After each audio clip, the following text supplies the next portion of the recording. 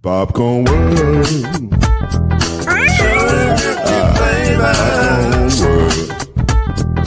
Popcorn world. Yeah.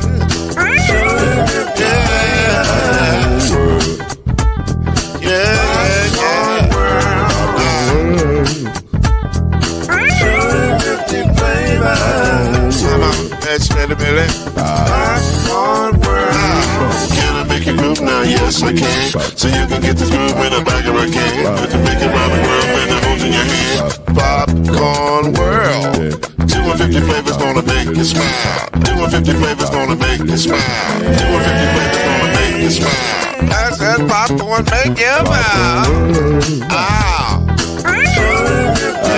Popcorn world. Popcorn world. Popcorn world. Popcorn world. The popcorn world.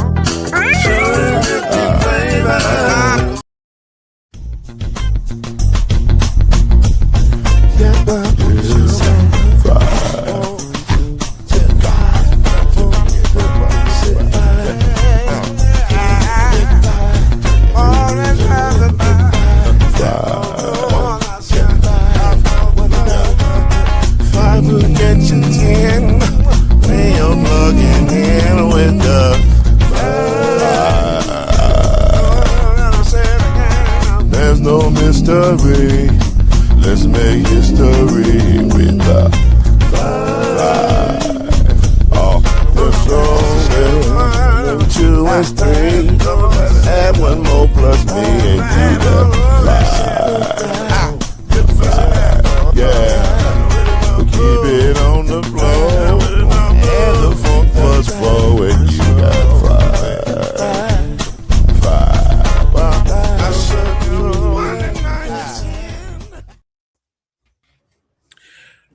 I put a call in right before the show to Drake London and asked him to let me borrow $2 because I know he got it. He definitely got it. Now I don't know how he got it, but he got it.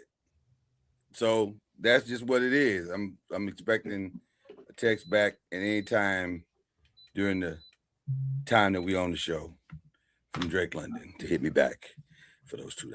Okay, this is the 5. I had to remember what show this was. And I've been having a lot of brain fog lately. I don't know what's going on. But this is the 5, and we're about to have a good time. That's what we do on the 5. We have a good time.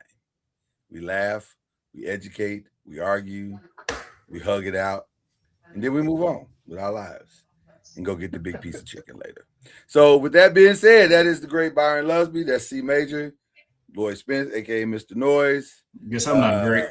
Guess I'm not great. I said C Major. You said the great Byron Lusby, and then the great C Major. Okay, jeez. He's great too. I'm just saying, man. You got a real little brother complex. I mean, we know Byron is great. Maybe that's because you're the little brother. I just want to hear I'm great too. It's always the youngest. It's always the youngest who going to, oh, y'all don't love me as much. We love you, okay? Thank you. All right. Hilarious.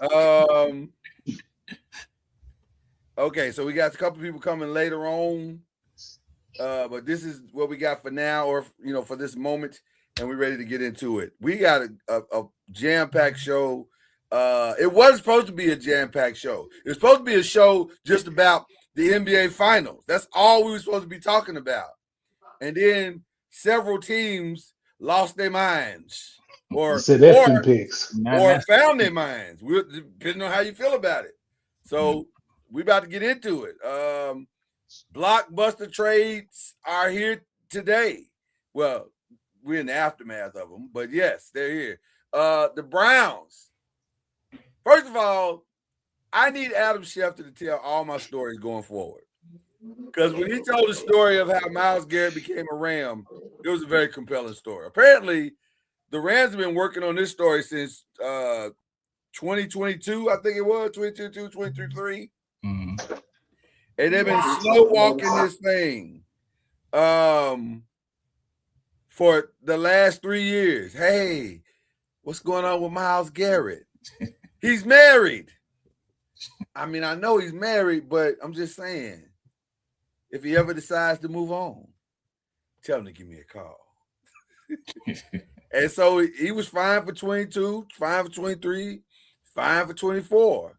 But 25 rolled around. He's like, I want a divorce. And the Rams was like, hey, what's going on with Myles Garrett? It's like, we ain't ready to divorce yet. He was like, well, listen, if he ever decides to move on, give me a call. And so the trade deadline came up, and it was like, hey, how's the thing working out with Myles? He's We fine. still He's here. he's about to break the sack record. He's fine. I'm just saying, if he ever decides to move on, give me a call. And then the season ended. He had a new sack record in hand. And the Browns had a lot of decisions to make. And they was looking at their checking and their savings. And the way their savings worked with their checkings, it wasn't working right. And it was like, maybe we need to get the Rams a call. And they did give the Rams a call. And the Rams said, what is it going to take to get Myles Garrett into a Rams uniform? And at first, the Rams was under the Browns was like, it's gonna take a first, a second, and a third. And it was like, cool, we got that. And Jared Verse. It was like, now wait a minute, we didn't know we was gonna have to break up with our person to get your person. So they went back and forth. But that makes sense, though, Byron. You can't just have a brand new marriage and you still married. So I mean, you got to give something to get something. You got to give something to get something. So they decided to call Jared. And they was like, Jared, it's not you. It's me. We decided to go in a different direction. And Jared was like, well, where I'm going? Glad you asked. The Browns have made you an offer to marry you and make you a happy man. They're going to love you in ways that They're going to pay you well. And they're going to pay you well. Coming up. Yeah, they're going to pay you well, maybe. We'll see. But I think you should go. And he was like, all right, cool. And then Myles Garrett ended up a Ram. And that's how the whole story started. And everybody was shocked. Shocked, I say, to see this man head over to the Browns. When you saw it, Byron Lusby, when you saw it, Chad Major, and joining us now, the great Reggie Love, who is high on churros and San Antonio love. Got them young boys right down there. Yeah, you got them right down there. Yeah, he been telling us. I haven't said a word. I've been quiet. We have a special time set aside just for you.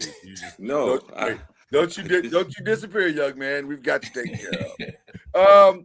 But now listen, what do y'all think about What this? did I think? Yeah, what did you think when you heard the Myles Garrett thing? F them picks. Yeah. That's exactly what they got 2 years. They're gonna try and win 2 of them now. Yeah. I mean, as good as Jared Verse is, if you take Myles Garrett's, if you take his best 3 games from last year, he's got more career sacks than him. Yeah. What are we talking about?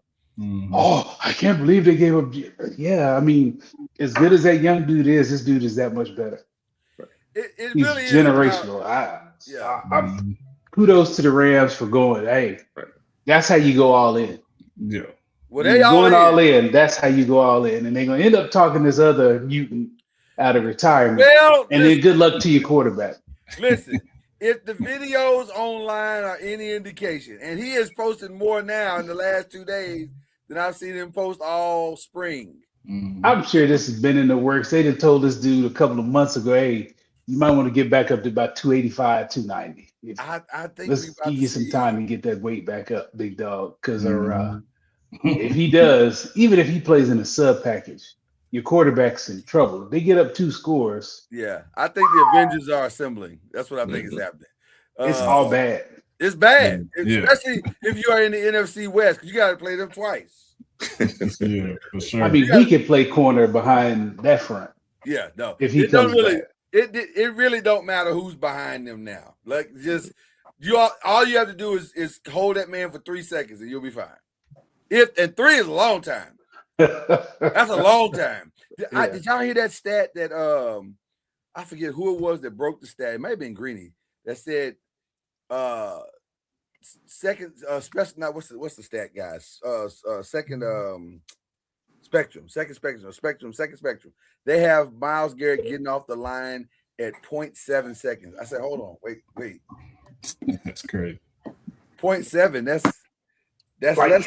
have y'all That's seen less than a him? second. Like, have you seen him? Like, if you see him physically, I remember at the pro day, this idiot was trying to he had done everything. He just needed to do like his broad jump and a shuttle. Yeah. He's trying to do everything. And me and another scout were like, dude, if you don't sit your behind down, Right. There's no, nothing. you're not doing need to do. nothing. Yeah, you big enough, fast, you good. You should. I mean, he was 0.7 chomping at the bit. He just wanted to compete. That's But we crazy. were looking. He took his shirt off. We were like, dog. Yeah, it's great. He's like 6'5", 270 with 3% body fat. It's crazy.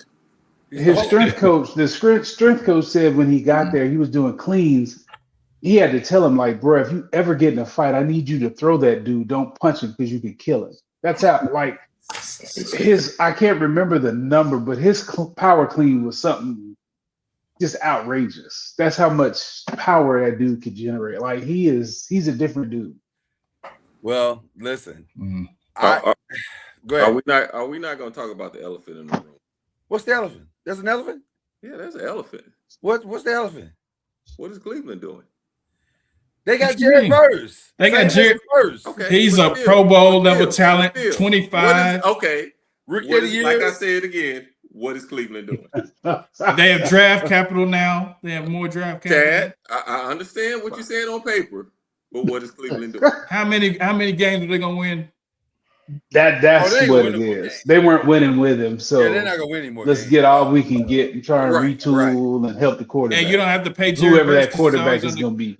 Jared Verse is already in the contract. So you don't have to Yeah, but you got to pay him at the end of this season, though. Exactly. And you You got to just pay him. They have money You for can't that trade now. away that guy and don't re-sign You got the money next for it guy. now. They would be crazy to trade Jared Verse Yeah. or not re-sign him. Yeah. Then they look like the franchise we always thought they were.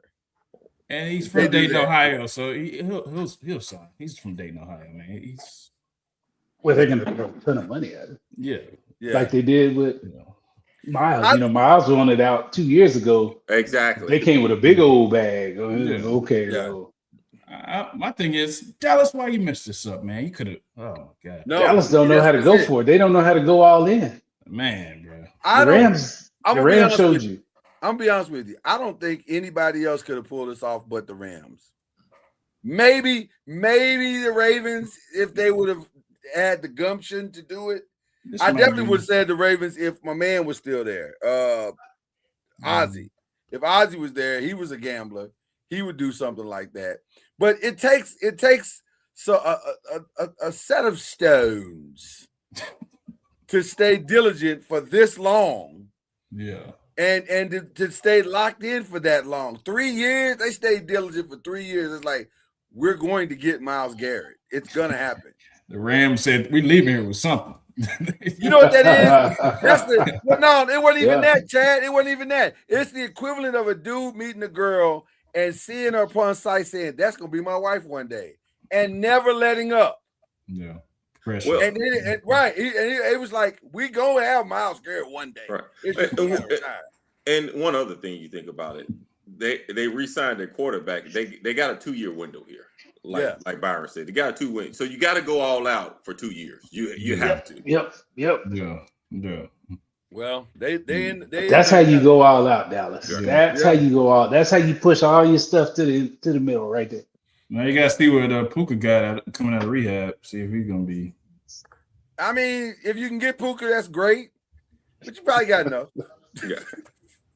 Like there's a lot of things out there that you could. Not to say that Puka's not a supreme talent, but you got Myles Garrett. Yeah. You're going to get the ball back a lot. They don't need but 17 points. Right. You going to get the ball back a lot. And you think about this with the Rams and their offense, you're going to put up points in that offense. Yeah. They're going to be just fine. It's almost, I hate to say it, it's almost like a plug and play at times with them. You know, not saying Puka's not important, but Sean McVay is an offensive guru. You know, so you points are going to be there. So beating them now is miraculous. Yeah. It's like, oh, y'all beat them, and especially if Aaron does what we all think he's going to do. Good luck. You might want to hire a prayer team for your team for your.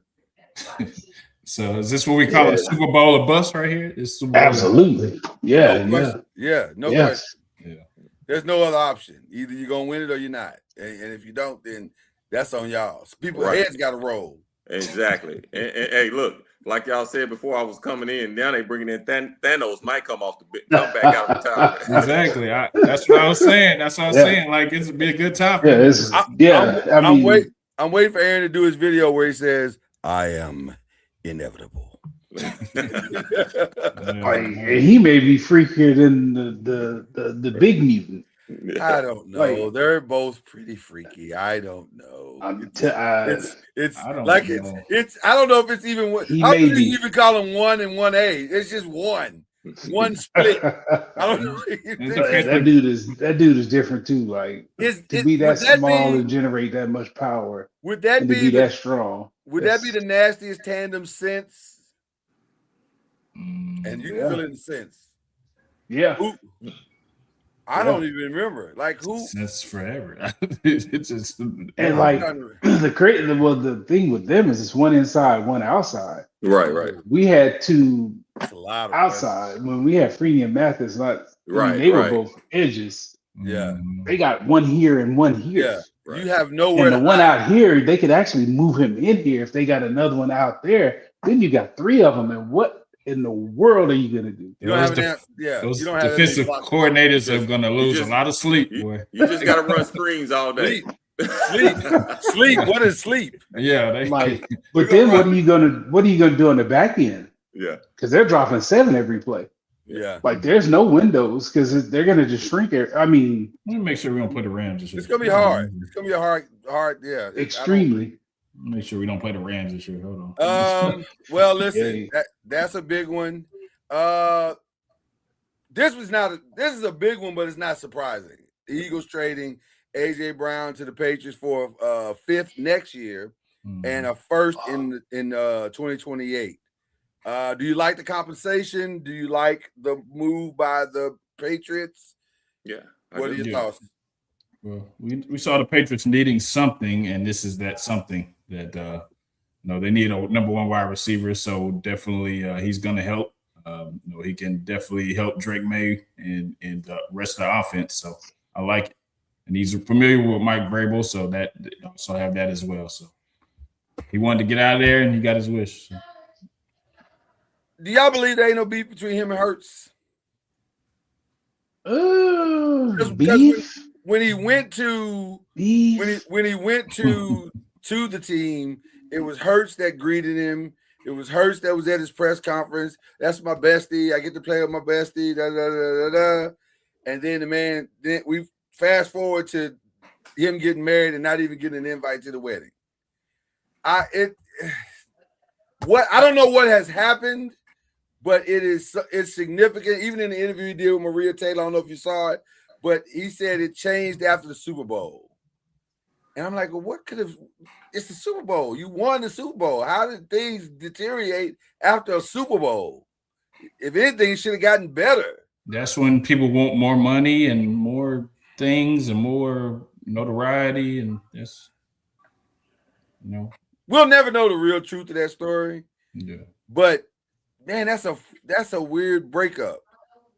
A lot of teams break up though after they win the championship. A lot of guys. But that's forceful breakup, and usually that's because of money. This ain't because of money. This is just because AJ wanted to do something different. Well, and here's the thing too that we got to look at. I mean, how many offensive coordinators have they been through since they won the Super Bowl? I mean, this will be 2. I was 2 or 3. He's had a new coordinator every year. Exactly. Yeah. So the offense since he's been in college, even going back to college, it's like a rite of passage for him at this point. Yeah, and you think about the offense has changed.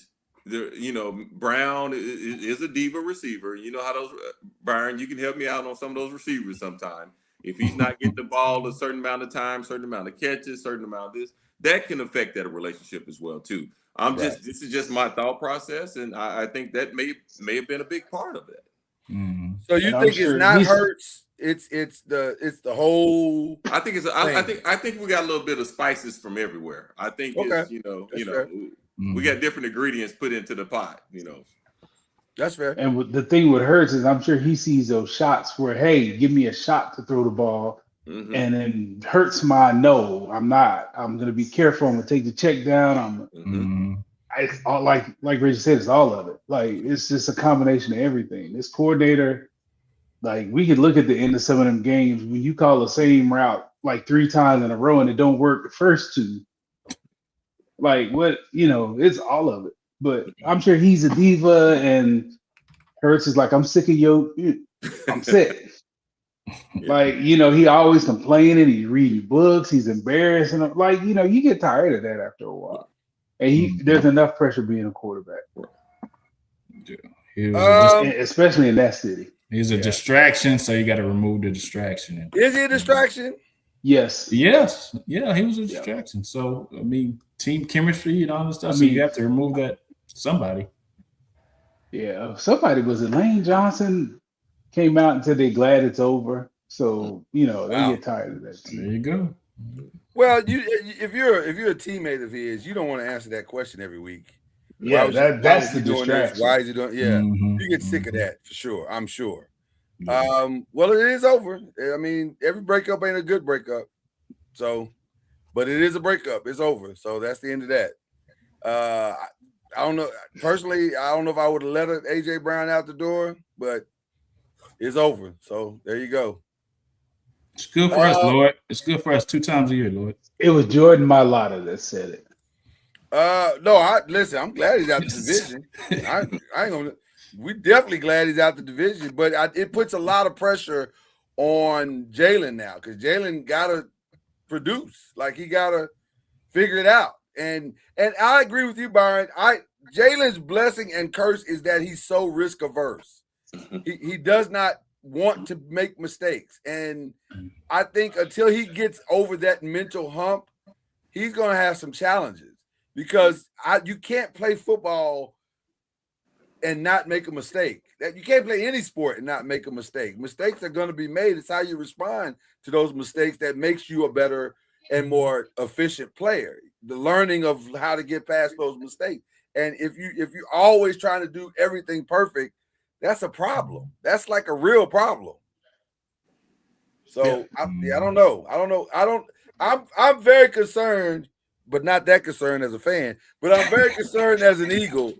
If you're an Eagle, you got other issues. Yeah. Well, maybe, I don't know. We'll talk about that later. Y'all got issues. We'll talk about that later. Speaking of moving, some people are moving out, some people are moving in, apparently. So this is a little deceptive. It actually is kind of deceptive because technically, yes, he did sign with the Giants. OBJ is coming home, but kind of. Because he and Juju Smith-Schuster and Braxton Berrios, they got what you call a prove-it contract. So they're not locked in completely. They're there, and they're some things happening, but they got to get out of training camp. And so they got to prove it. And I mean, I think it's also a goodwill thing that they're trying to do, and maybe a little bit of a distraction, So all of the things right now. But what was really interesting to me is they now have 15 wide receivers in going to training camp. 15 to start OTAs, which led me to this conclusion. When will Malik Neighbors be back? Looking at that video, there won't be no time soon. Like I say, or will he be back? That's the question I want to ask you guys. No time soon. I mean, he was still dragging that leg. That run to first base wasn't good, was it? At all. I was like, whoa, like, bro, you don't even need to be out there even trying. Like, Yeah, I was concerned. You want to be as cautious as you can, man. Well, they're going to do that. They're not going to force it. That's why they have the 15 receivers. But yeah, I'm starting to lean toward he's not going to be back at all. If he is, I mean, maybe at the end of the year, the last 4 or 5 games, maybe. And that's depending on what we're doing at that point. Like if they're winning and he can contribute, you bring him back. But if you have a losing record, for what? Why are you bringing him back? It didn't look good. Yeah, it was a little challenging. So I don't know. But that's what's happening in Giants land. But who else is benefiting from free agency and trades and stuff? Well, we know Drake London is. He owe me $2. I already put the call in. Give my $2, Drake. Say Drake. Can I ask y'all a question? Drake London is getting paid he signed a contract for 4 years, $141 million. He can get to 150, 4 for 150 through incentives. His numbers last year were 68 catches, 919 yards, 7 touchdowns in 12 games. The person that's smiling. $35 million a year is what the Colts did the same thing with Pierce. They gave him all that money. I'm like, ooh, that's Amon-Ra St. Brown kind of money. Well, I thought I was the one got that production. Well, I was thinking the same thing. I was like, this feels like. Let me be the devil's advocate just a little bit. Please. Let me stall him out just a little bit. The quarterbacks he had last year, it wasn't the best throwing. They wasn't putting up. So maybe they see something on the other side that we don't see. Yeah. Would I have paid him? I can't say that. I don't know. Yeah. Would I have loved to have been him? Yes. Yeah, we don't know what he is right now. We don't really know what he is. No, we do know what he is. He is a hero at the bank. That's what he is. I'm just scared to see what that George Pickens contract gonna look like. Well, if you George Pickens, y'all ain't gonna pay it. Well, if you George Pickens, be paid somewhere else. Oh no, man. We'll see, man. and Chad, y'all play the Rams week 15. I know. I saw. That's why I did like this. If you're George Pickens, you go, happy days are here again. Yep. You want all these other receivers to get paid. Yeah. He making $35 million a year. Yeah. What are we talking about? And the production was way better. Oh my god. I listen. If you're the Falcons, I guess you got to do what you got to do. By the way, the happiest person on planet Earth maybe was John Robinson because he's like, you paid that dude 35. Yeah. Cha-ching. yeah. That Drake London was a loyalty contract because he's been there. I guess. But like you said, BJ, I think you can extend him after this next season too. Yeah. He if I'm him, I got to come for my money. Y'all paying that dude 35? Well, luckily that quarterback is on the cheap, so if he's healthy, I mean, you don't have to pay him yet. But who should be? I know we got plenty of time to have this discussion, but who should be the quarterback of Atlanta? Should it be Michael Penix if healthy, or should it be Tua? And more importantly, who does Drake London want to be the quarterback? They're going to be stopgaps for whoever they draft next year, anyway. So. Yeah, I mean, I'm good on that Tua stuff. I mean, they're just I'm good on that. Yeah. All right, just let them battle it out, and whoever wins. Yeah, I mean, Tua's not. I mean, you're gonna need if you pick Tua, you better have another one because he's gonna get hurt, and he's one hit away from being done. So, goodness. I know Penix is a little bit older, but he's gonna probably get hurt too. I mean, Penix is younger, but I mean, he's got injuries he's got a long injury history. So he's been through 2-3 ACLs and everything else. So I mean, you got 2 injury-prone guys. Yeah, he's got 2 lefties, so they'll be used to the way the ball's been. Right. Penix is on his 3rd. I believe so. ACL? Yeah, I believe so. If I'm mistaken. Well, listen, I appreciate your faith. Your gathering space. They're gonna soar. I think that's Pastor Cord, the official pastor of Noise Media. And he's a man of faith. Yeah, you He's gotta a man have of it. great faith. Yeah. Got to have it. Gotta have it. With I don't know that if that's going to apply here, but he's a man of great faith. Hey, he could pray him to health. They're gonna have that whole you, church. you gotta do more. You have to put some oil. You gotta lay hands. Y'all might have 2 or to 3. Yeah, they have to touch and agree on that one. Yeah. Y'all might have to do a prayer vigil. 24 hours of prayer, prayer concert. Right. So. Something, Okay. Alvin Kamara, is he gonna be a Saint? No. I think so. The problem is he's older. Mm-hmm. And so what do you pay him at this point? Like, you can't pay him what Saquon's making. You can't pay him. He's not that type of guy. You can't pay him what Kenneth Walker's making. You can't. That's fair. You know what I'm saying? Like, 2 for 12?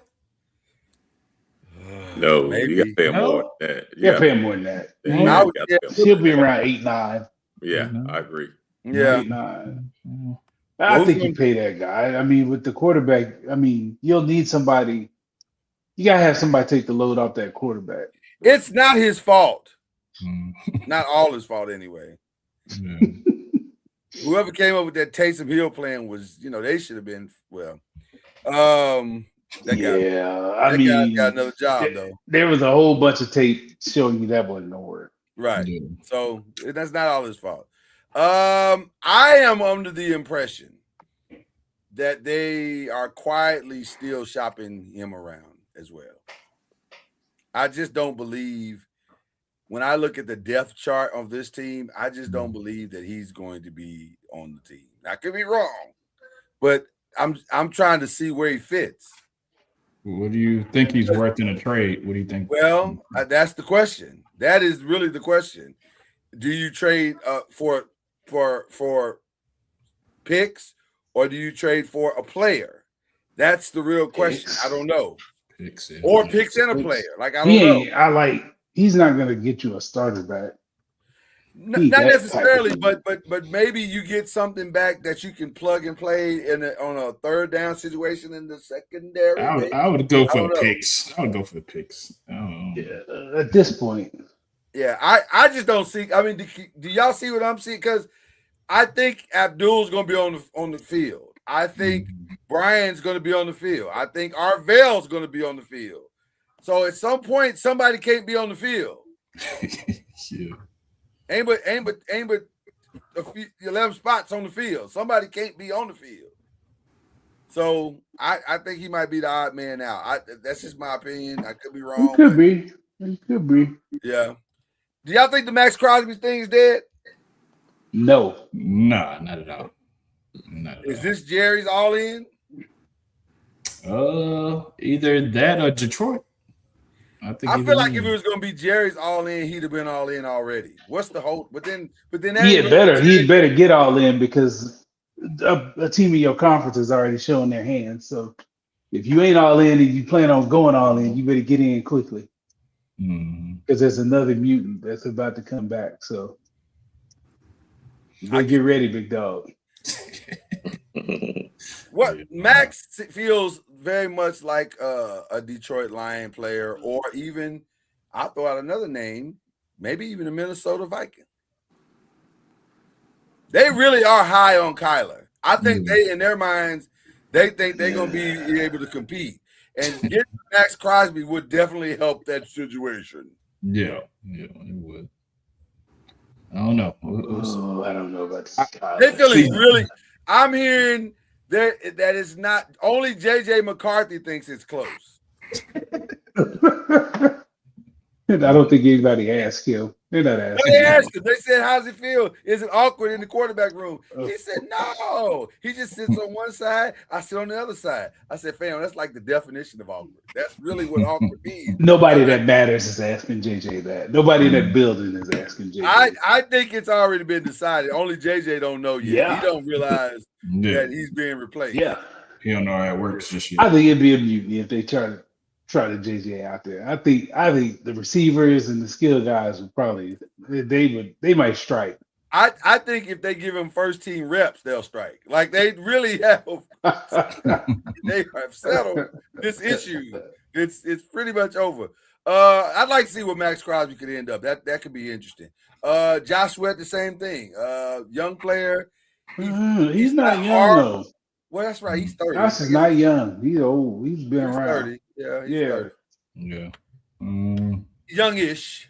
Yeah, but he's kind of a sub package guy too. Back, not an every down guy.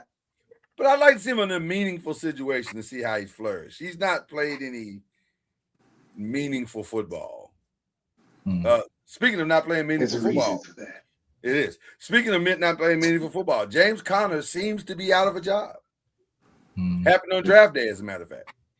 Yeah. Wasn't really his fault. It's not like he didn't a little bit earlier than he thought. Well, it's not like he didn't do his job. It's just they found somebody they feel like could do his job better. Yeah. And they probably are right in Jeremiah Love. They probably are correct.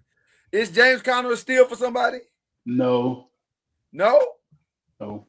Say why. He's okay. He's okay. He's not. Well, I mean, what about him is special?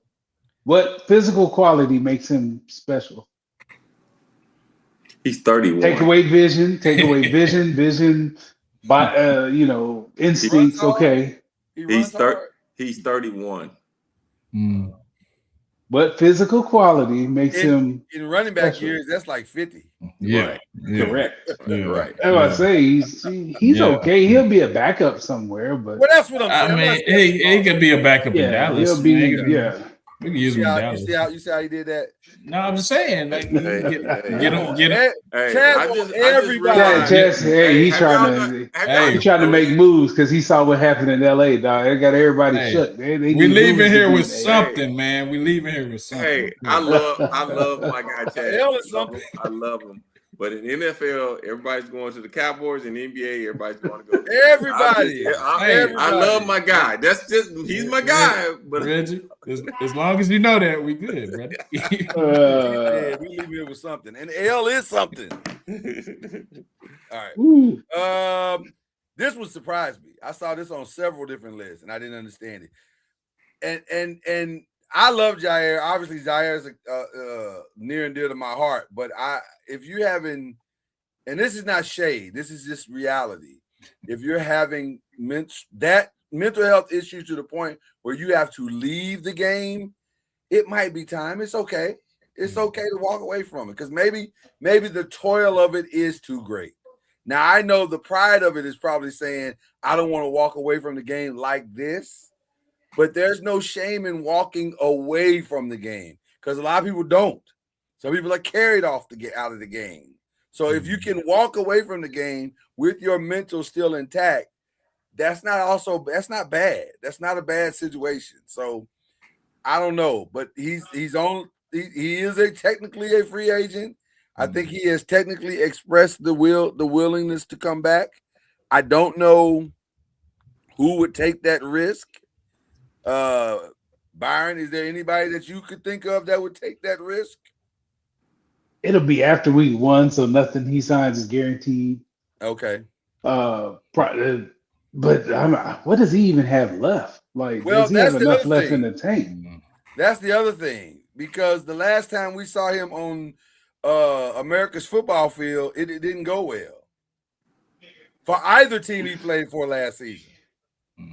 So I don't even know what he got left in the tank. Like, I am a big Jair guy. I love Jair. He's a wonderful young man, but it might be time. It might be time. So I don't know. Jordan Brooks. I got a spot for him. For Jordan Brooks? Y'all got 12 linebackers. That's Cowboys. That's the one I've been hearing that they want. That's what they want.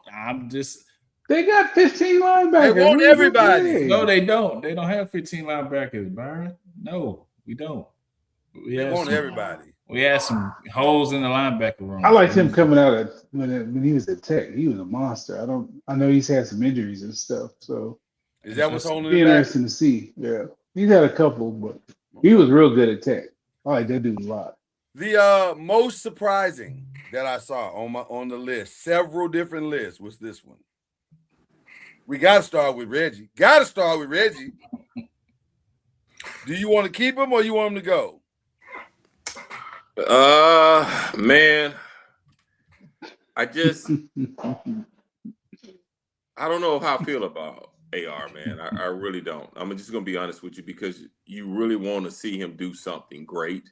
You really want the best for the young man. But yeah, man, that's a tough one. Right now, to me, that opportunity was last year, and he had that eye injury, and that was the perfect time to show his skill set, and he missed that opportunity. So now, pretty much, you're fighting for if you stand with Indianapolis, and I do like what he said. He made a statement. Hey, right as of now,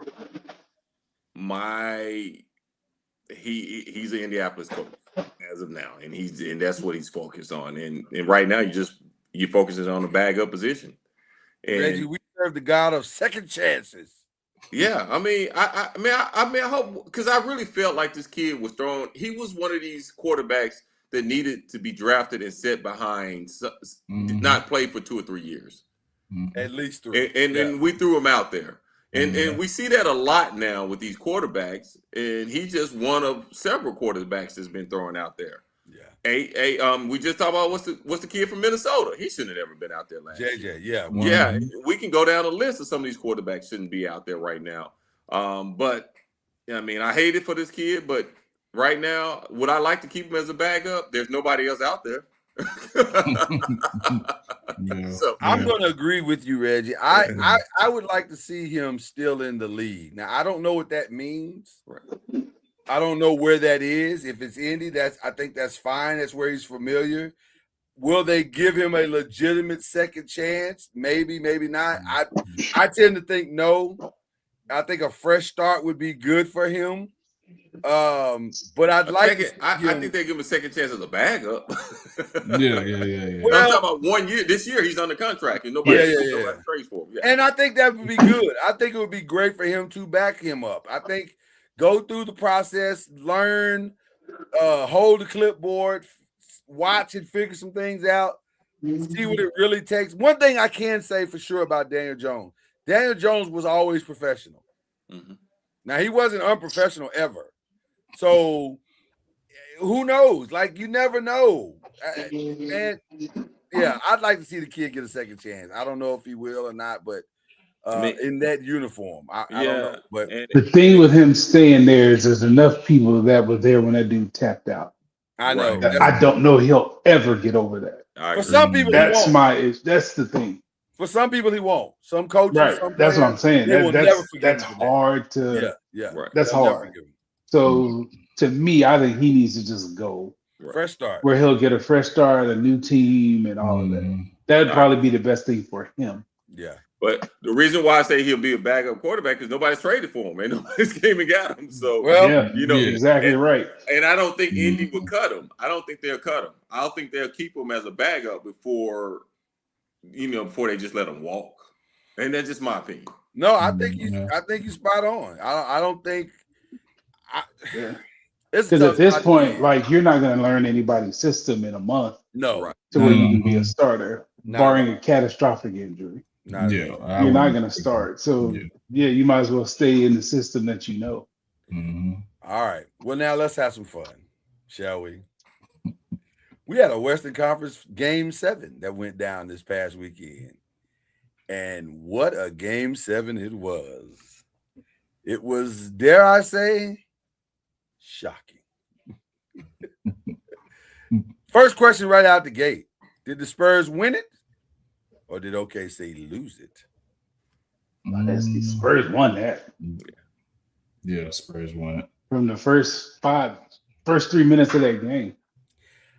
Chad, what did I tell you they had to do in the first 3 minutes of that game? Force. He said it. The way Victor Wembanyama came out in that game in the first 3 minutes, I said, it was the first play of the game. First play of the game, yes. I said, they're going to win this game. I looked at Brent. I was like, that dude is done. He's locked in. Take him out. You can take Chet out right now. Yeah. He is finito. He was. Y'all know I love a good fill in the blank. I'm going to start with Reggie Love. Chat, Holmgren was. Oh, for that game 7. For that game 7. Games 1 through 7 against your Spurs. You know, it's one of the. Let me. I know I'm circling this question, but he was mentally checked out. No, he was just mentally checked out. Ooh. He checked out. Yeah, and I'm not, man. And I'm not, because I don't like to talk negative but about a player like that. But it was a mental, because it was times he didn't even look to score. He was at 1, exactly 2. Right, but he had little people on him. Very like Reggie. It was little. It wasn't Wemby. Yeah, very passive. Very. I'm gonna be honest with you. I was kind of stunned by that. That was the thing that stunned me more than anything in the game. Because it was one thing for Wemby to dominate. He had dominated everybody, but he dominates everybody. That's what happens when you're 7'5" and that skilled. Mm-hmm. But what I didn't understand was Chet not competing. And that's what it kind of felt like. Like when he was passing up shots, when he was giving up opportunities, there was one play late in the second half where he had a clear baseline drive and he could have drove right down the baseline and at least reverse layup, if nothing else. He chose to back it back out. And I said, I don't understand this. It was one play where Wemby was in foul trouble. Right. Like, that was the time to do it. That was the time to do it. There's one play that De'Aaron Fox was guarding him. He didn't attack the rim. Reggie, what happens when a player, you said mentally checked out, which is really a powerful statement. I here's the thing. Not only it was the Wemby, I think it was the moment as well too. The game 7 moment. It wasn't all Wemby. And here's another thing, guys. If you watch the game, even when Chet played on the outside, those guards pressured him tight. They pressured him like he was a true ball handler. So he's not that skilled of a ball handler being that size. Right. So I think not only the Wemby thing factor took him out, I think that the pressure from the guards took him out. You know, the physicality of going 7 games. You know what I'm saying? There's a lot that goes into this whole situation with him. So, and it's almost like, and with him, we're saying, hey, yeah, he's the number 2, but really he's not the number 2. It's the other Williams kid is Jalen. Yeah, Jalen.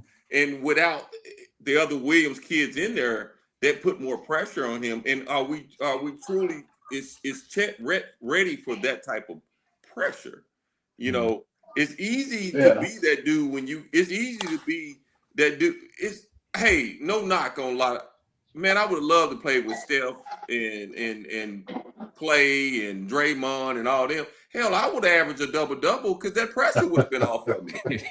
Right. You see where I'm coming from? So I think it's a lot that went into Chet. So I don't really want to come down on him. I just think he's never been in that position, and you saw what happened. And on the reverse side, you go back to Wemby. Wemby, did you see the highlight when USA played France when he was a kid?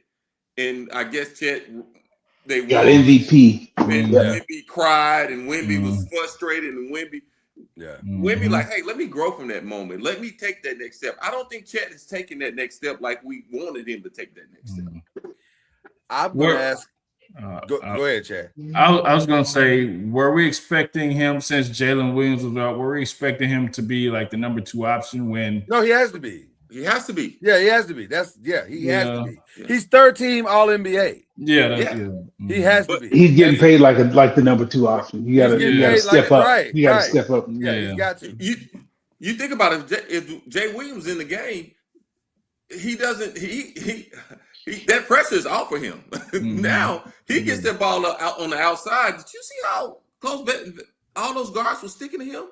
He couldn't put that ball on the floor. He couldn't go. Only thing he could have did was post up, but he didn't do that.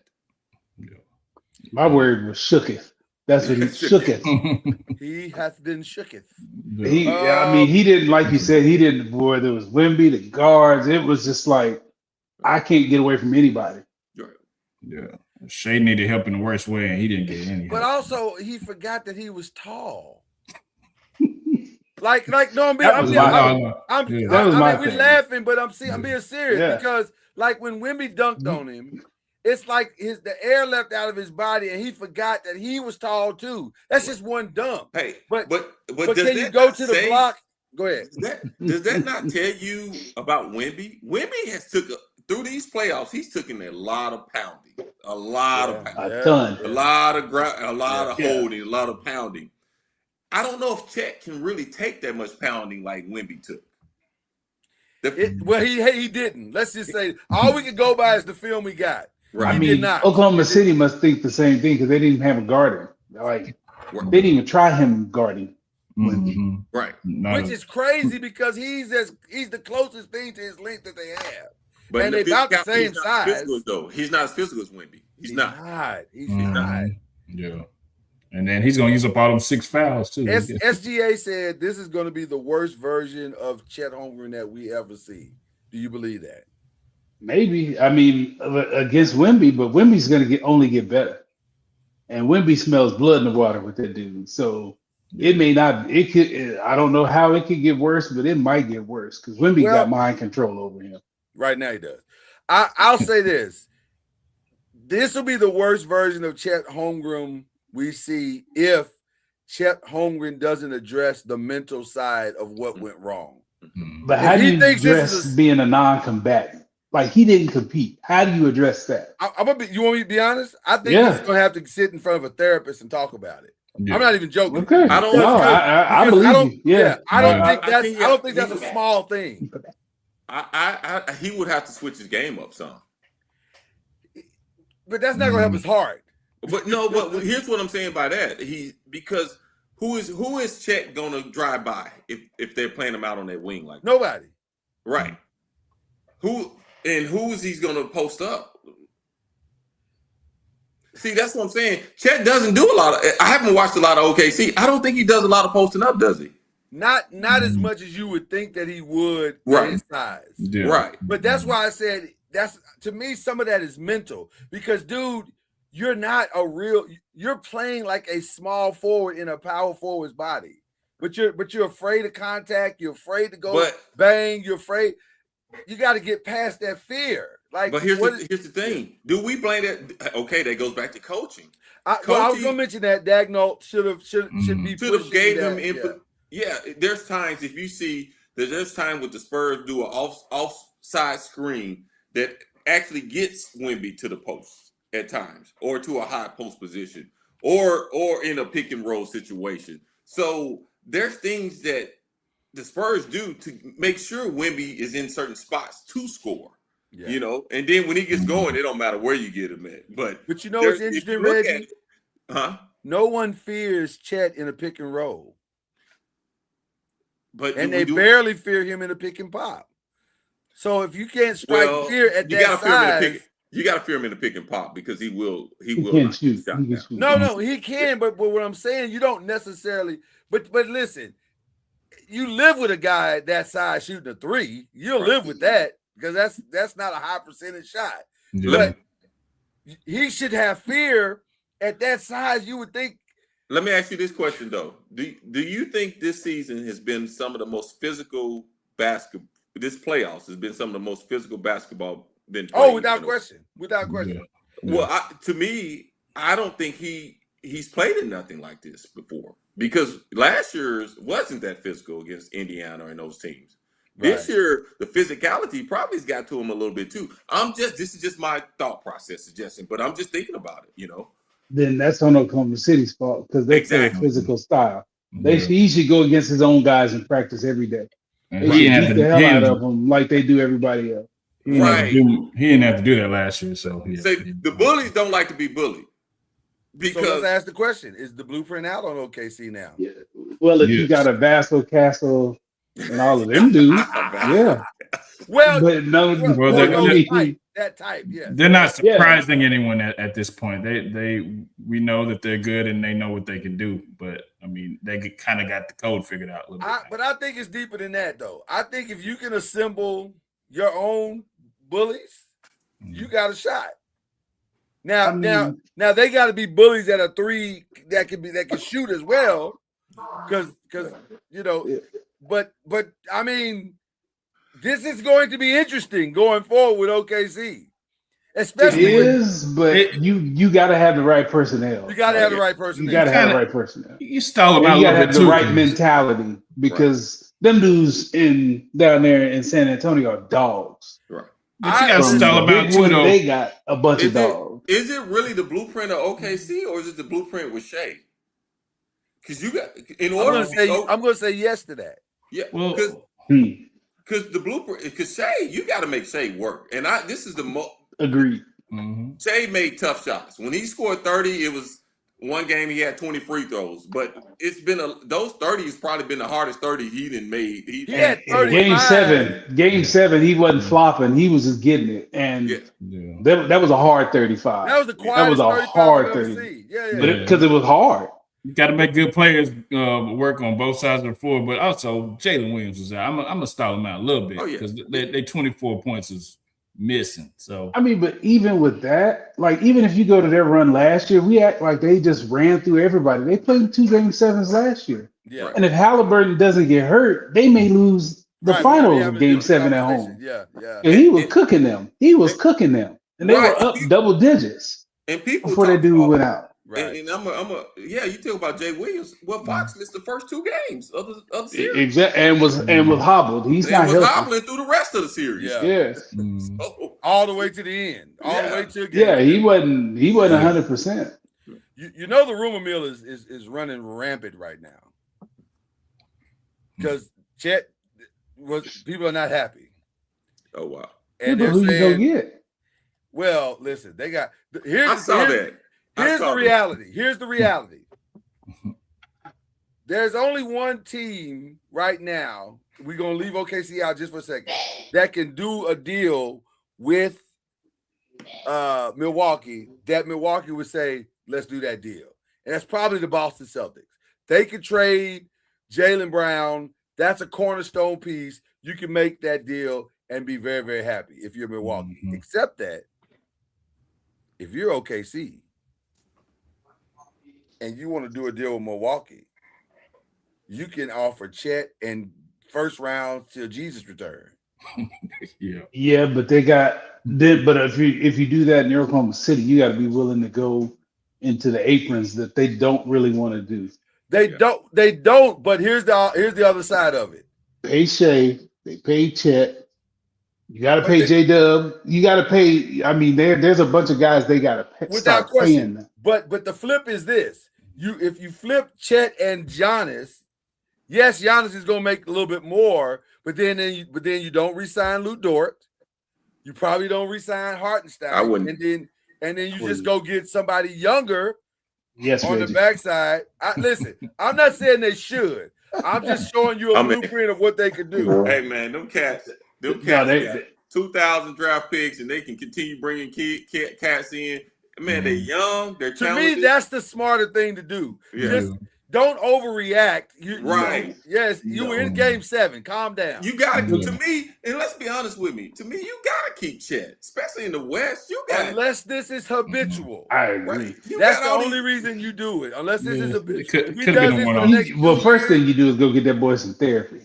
Give him some therapy. Therapy would help. Or whatever you got to do to get him to at least compete. Like that was you got to at least compete. Now he may beat your head in because he's better than you. That's okay, but go compete. Right. Yeah. If he got 5 fouls, go at him. Make him make a decision: is he gonna stay in the game or not? Right. And listen to me. I am not getting rid of Chet this year. I am not. No ifs and buts about it. I am not getting rid of Chet. I think it would be an overreaction. I really do think it would be an overreaction. Yeah. Like you need size in the West, so at least he'll give you size. But also, he got to get the therapy. I mean, this can't happen again. Right. Like that has to be said. And he got to spend 3 months with Akeem. Somebody figure some things out. He don't need Akeem. He need to go just have people beat and lean on him. I think Yeah, I expecting agree. him to be a certain type of player, he's not. I just Well, think He need but to I go don't. he get beat doesn't on, he get doesn't leaned have on. he doesn't have the move, the wiggle, Mm-mm. the shape. Okay, He then doesn't get have all Rasheed Wallace or somebody that's tough. He just Ben needs a Wallace. toughness Yeah. That's insert. it. That's all he needs is the toughness. That's it. Toughness. Like That's it. somebody, you got to just go beat him. Yeah. Like Get Rucker Park. Send him to Yeah. Rucker Park. something, Something. or just practice hard against your own guys and Yeah. pretend it's Wimby. You take a boxing class. How long has Chet been in the league right now? Is it 5, Year 4. 4? 4 or 5 Well, years? 1 year Yeah. he was out his whole rookie year. Yeah, That's Yeah, right. right. That's He right. never Yeah. didn't play. You're right. Maybe that's the thing. Maybe you don't want to get hurt again. I'll tell you somebody else who lost their job. I think they lost their job. Who's Lou that? Dort. Oh man, he's He's 5 for 25 from the 3. it's He's terrible. awful. Wallace, He wasn't even guarding Casey that Wallace kept him in the game. That's 7. If it wasn't for Casey Wallace and McCain, They this lose would by have been 30. over a long. Right, that game would have been over a long time ago. Yep. But I'm shocked that Lou Dort shrunk that much. Like last year, he was okay. He was better than this. Mm-hmm. At least his defense was producing offense. This time, he didn't show up on really either side. Like he was a liability on both sides. The guards they got in Indiana ain't them pit bulls they got down there in San Antonio. Boy, speaking They of got athletic pit bulls down there, dog. well, now it's time to give Reggie his due. Reggie, listen, brother. The floor is yours. This is your squad. You've been waiting for this. You've been waiting for this for a while, man. Talk your talk, Reggie. Man, hey, bro. I'm like Wimby. We got 4 more. You got to win 4 more.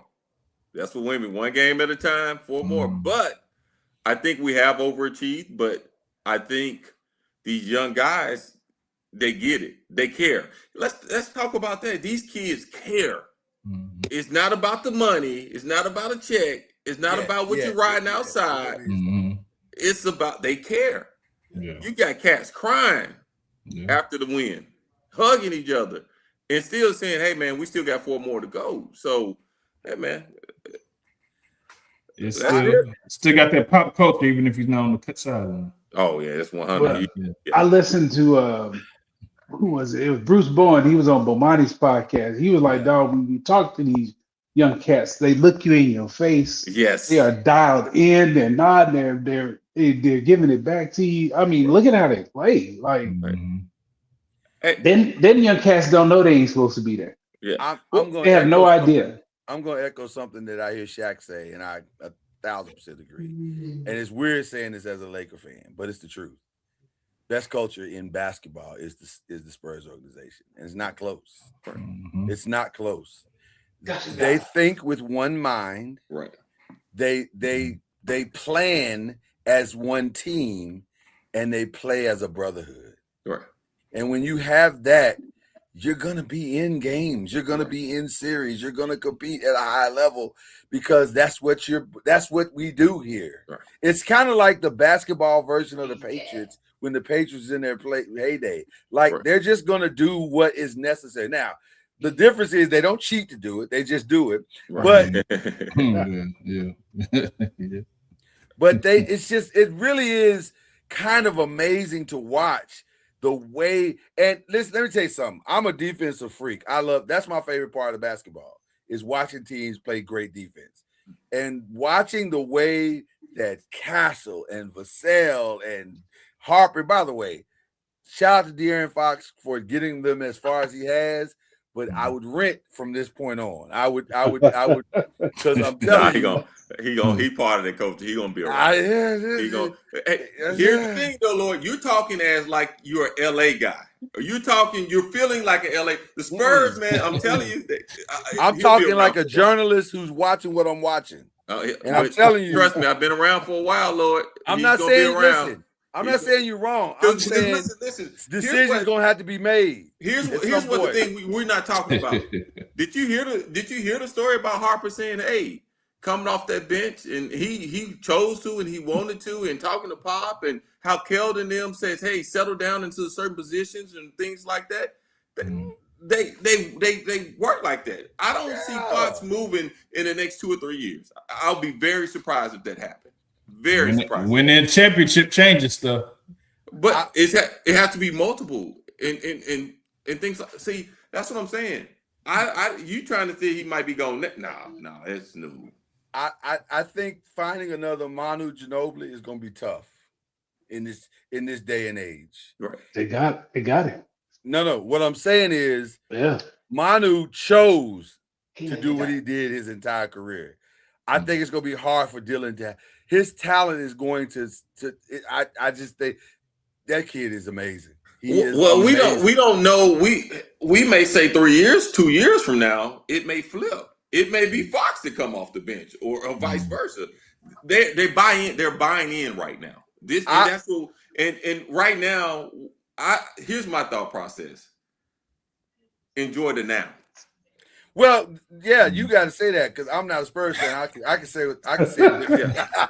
But because you think of like the Lakers, they go every time you look up, they try to grab the newest thing. Oh, listen, don't talk about that. They bring this in, somebody else comes in, and we got to get them out, and let's get them in. You can't use us as the model. It's a different organization. You can't use us as the model at all because we all over the place. We're just now getting some order and structure in our organization just now. But I'm just saying what I've witnessed from outside looking in with the Spurs organization, the homegrown kids buy in easy. It's the outsiders that don't. Like the Steven Jacksons, like and it's no disrespect to them because they're used to other organizations. They've been exposed to different things. But when you've been rooted and grounded in the Spurs culture, you get it, you accept it, and you embrace it. So that's the X factor that I'm looking at as it relates to De'Aaron. It's fine now because it's all, but at some point, man, Harper is coming. It's just inevitable. He's coming. Right. Yeah. So we'll see. I hope they figure it out, and I hope De'Aaron finishes his career as a Spur. Right. That'd be great. Right. But he's also got to know it may not be as a starter. Mm-hmm. It may not be as a starter. So we got a series starting tomorrow, guys. Spurs and Knicks. Who has the advantage? Or what are the advantages? Who has the team with the alien has the advantage. Okay. Is it a far and away advantage? Is it far and away? Yes, because he changes how you play. Yeah. He changed. You don't go in the paint with that dude. You just don't because you see him and it just changes your whole thought. Your whole thought process is different. Can Brunson get to the paint with Wemby back there waiting for him? No. Under no circumstance. They have the best player in the series at Victor. They have the best rim protection, and they have more lineup flexibility. So I don't think he's going to get anywhere near the rim with him in there, unless they try to pull him out somewhere. That's what I think has to happen. Somehow Karl Anthony Towns has to figure out a way to pull him away from and ironically, the thing that we hate Karl Anthony Towns to do might be the thing that he has to do to get him to do it, is the shooting that three. If he can hit that three ball consistently, or at least well enough to make Wembanyama have to come out and guard it, that might be the thing that opens up those lanes for Jalen. Now, can he do it is the question. I don't know how he's going to do it consistently. I know everybody was saying some of the so-called experts were saying they really should want to play OKC. I was like, no. I mean, they really want to play the Spurs, not OKC. And I was like, no, they should want to play OKC. I think this is going to be a hard series. There is a path for the Knicks. The Knicks, they got to keep making shots. Yeah, the Knicks beat them at the Cup. So, but that ain't the same another team. thing. That's a different. The Spurs is a different team than they were at the Cup. They're totally different. The way they play, the way they truly bought in to who they are. I think there was a letdown because they beat Oklahoma City. They were, hey, we beat Oklahoma City. We good. Right. Yeah, I think the Spurs, you can't let them have second chance shots. You got to be able to rebound the ball. because if they get more chances, it's not gonna be good. You said who? I said the Spurs. If they can't, the Knicks can't let them get second chance shots. They need to be able to rebound the ball as best they can, and like you said, get Victor out of that. So how do you do that? Well, Josh Hart is the key to me.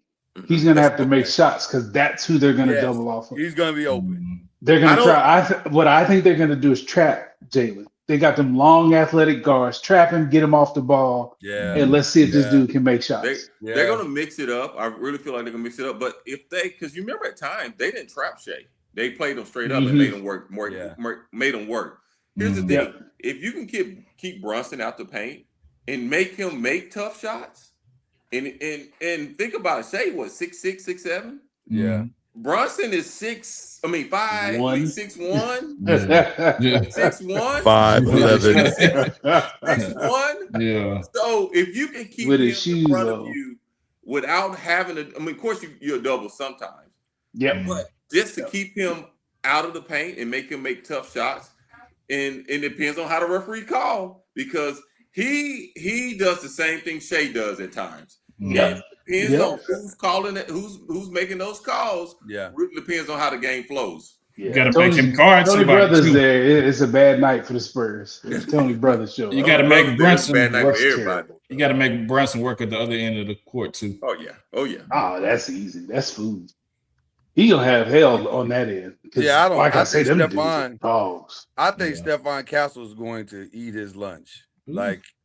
And then they're gonna switch on De'Aaron Fox, and then he's gonna eat his lunch. I really think it's gonna be a long day at the office for Brunson. On the defensive end. On the defensive side. Dog, CJ McCollum, that was barbecue chicken when he saw that. And to be honest with you, CJ McCollum. Yeah, I think they're gonna hide Brunson like they hide Steph on the backside of defense on somebody. But the problem is I don't know who the weak side. I don't know who the weak link is on the Spurs. Like, who would you put him on? I don't know. Yeah, I don't know who you put him on. A lot of things. Yeah, a lot of things depends on the Spurs, how the Spurs bench plays as well too. If you know the games that they did lose against OKC, the bench did not play well at all. But a lot of times the bench was hurt. You had, you think about Harper was hurt part of that series, some of that series. Yeah, he was. Yeah. Yeah. Hey, and let's call it like it is. The sixth man of the year did not play well at all. He had spots, but he didn't play well like he's played the whole season. So if we can get Keldon going a little bit here this next season, scary because Keldon, if he gets going, it's a sweep. It's a sweep. There's got to be some disadvantages for the Spurs. What are they? Karl Anthony Towns. If Karl Anthony Towns is making shots, that's it's tough to beat them. It's tough. And if Josh Hart and Karl Anthony Towns are making shots, it's going to be tough. That's the path for New York. Yeah. I think Mikal Bridges too, though. Mikal has to actually step up too. Yeah. Mikal is interesting to me because he has some elusiveness and can get his own shot.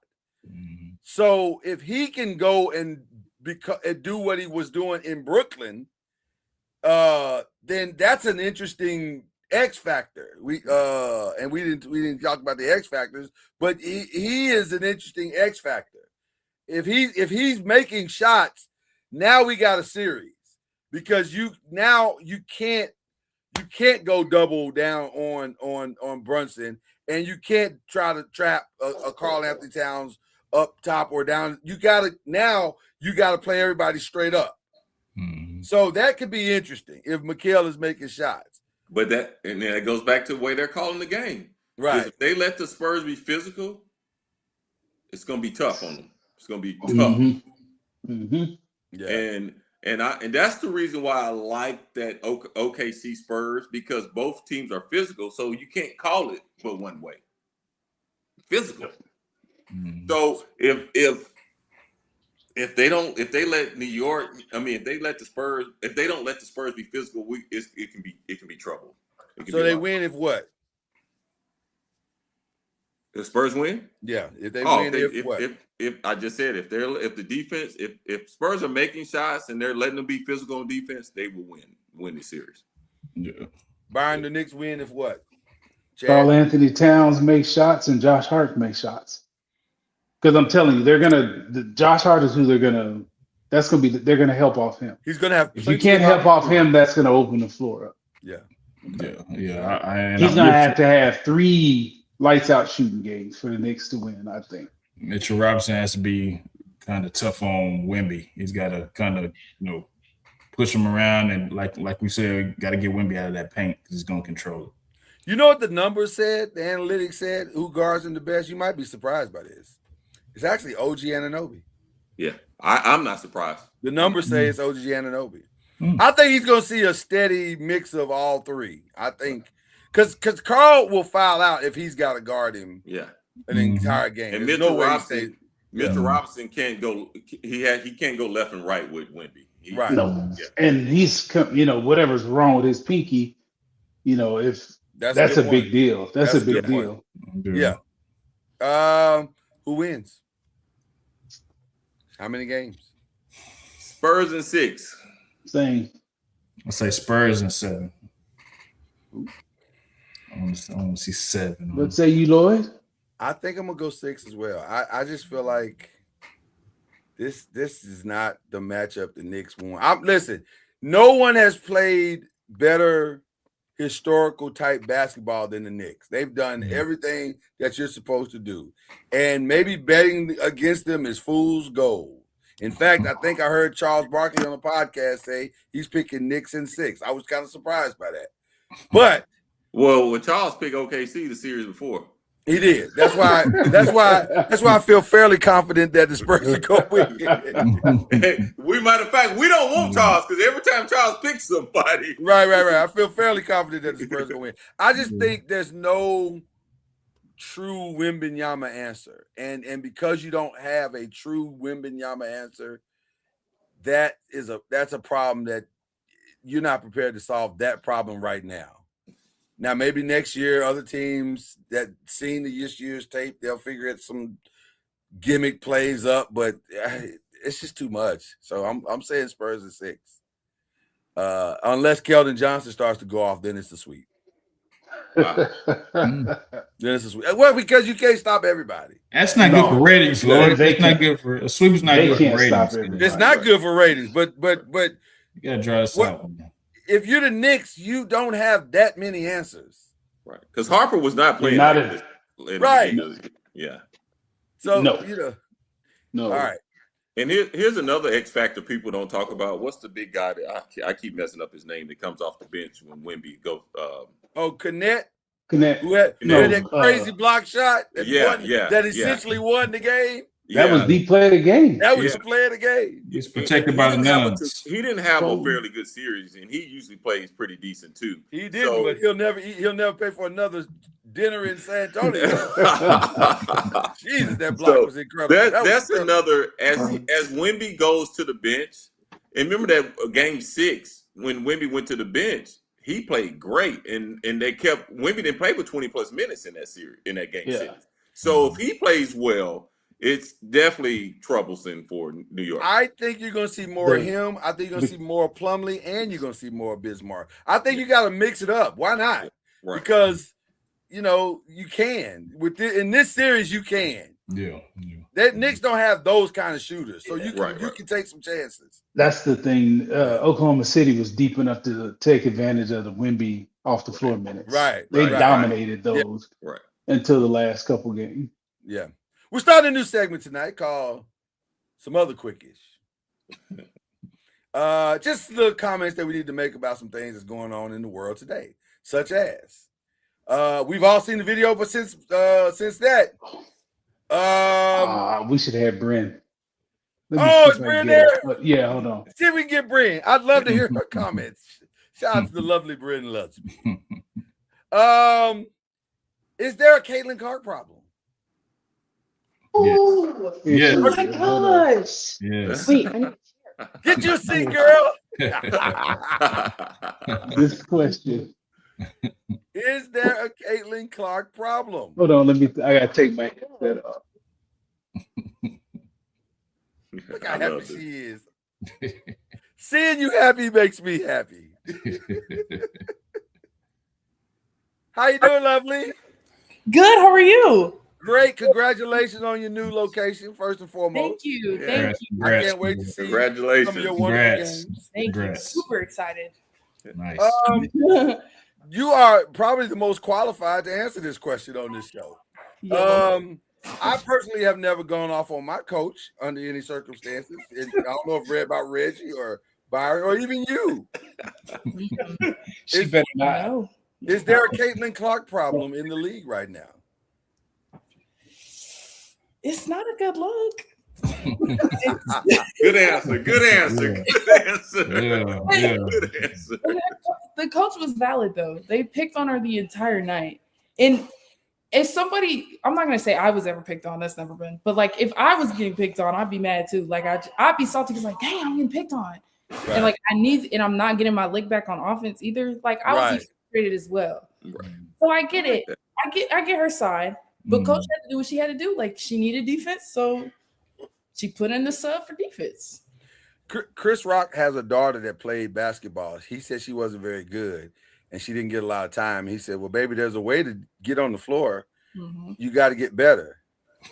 That's how I feel about Caitlin Clarke's defense. Yeah. If you put as much time into your defense as you put into shooting logo threes, maybe you will get picked on. Lord, I see what you're saying. I see what you're saying, but you got to understand this aspect too, Lord. The spotlight is on her every night. Mm-hmm. They're putting her the face of the league, right? The face of So that pressure sometimes can bust a pipe. So, and I think that's what happened with her, you know. So, you know, I'm giving her a break on this one. It also, Reggie, can make you a little entitled too, brother. You can also, you can get entitled with that. So, we're way past entitled with Caitlin Clarke. whatever word is past entitled, then that's what she is. Because of what the league now we should let's give it 100% right now. Let's give it 100%. If y'all want to be mad at anybody, get mad at the WNBA. They did this for her. They put her in this light. I don't disagree at all. They pushed this narrative. And when they push this narrative, anybody who steps on the court against her, guess what they do? Yeah. They put that battery pack in their back. Thank you. But also, she has to know that she is the face of the league. She is the person that has been right or wrong. Now, I'm not saying it's right. Because in my mind, she's not the face. She's not. Asia Wilson is the face of the league. I'm saying what the narrative Collier is the face of the league. Those are the faces of the league. I mean, hold up. How many commercials do you see? Well, they're about neck and neck. I'm gonna say they're about neck and neck. I was gonna say Asia's right there now. Yeah, but what I'm saying, this is what the WNBA narrative has been pushed. Yep. Well, that's why everybody came out listen, with all due respect to the great legendary Cheryl Miller and Sue Bird, they soft shoot that thing when they were giving their explanation. I thought I was watching Gregory Hines and Sammy Davis Jr. how they was tap dancing. But I get it because a rising tide lifts all boats. So I get it. Right. We're not going to mess up this money, and we're in the best place we've ever been. I need Bryn to get her money in the next couple of years. So I got it. I understand. I understand what's happening. Right. But also, we're not blind. We all saw and see what's going on. She's being hunted like she's got a full-on dartboard on her back. Exactly. And by the way, she look like a cone. Yeah. And it's not going to get any better. Sue Bird, I thought, had the best comment. She said, I studied the tape and found the tendencies of everybody that I was going to play. And I exploited those tendencies. She's going to have to want to play. We all know this. Defenses want to. Right. You have to want to play defense. There's more to it than that. You got to have some skill. Well, it starts with want to, though. It starts with some want to. Just say it's like lateral movement because it's like initially she's fine sometimes, but like it's just moving side to side. And it's different from college. Like college, you can kind of get away with being an okay defender. But when you're dealing with like grown women, you have to guard the shifty every night. Like it's just it's a growing pain because I dealt with the same thing in college. Like in high school, like defensively, I was good. Like it's not my strong suit. Like I put the ball in the basket. That's my main job. yeah.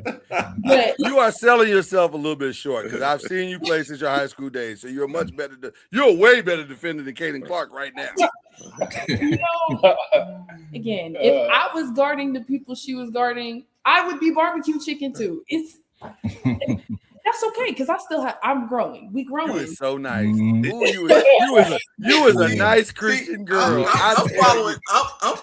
See, I think Lord is tearing her down right now. This is my. I'm not. I'm yes, saying. you are. I'm gonna tell you because you get on your tangents on people and I'm you not. stick a nail. Am I right, Chad? When Lloyd gets on somebody, he will stick a nail in them. But this is not that. This is not that.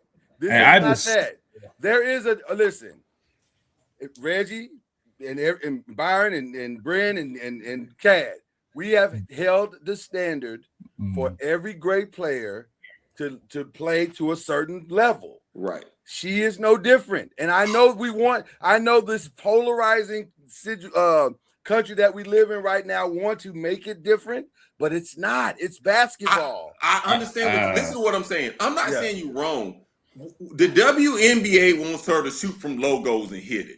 The WNBA want to put seats in the stands. They want this type of basketball. The same reason why people like my age, who's fairly young, gets frustrated with the NBA sometimes because the NBA does the same thing.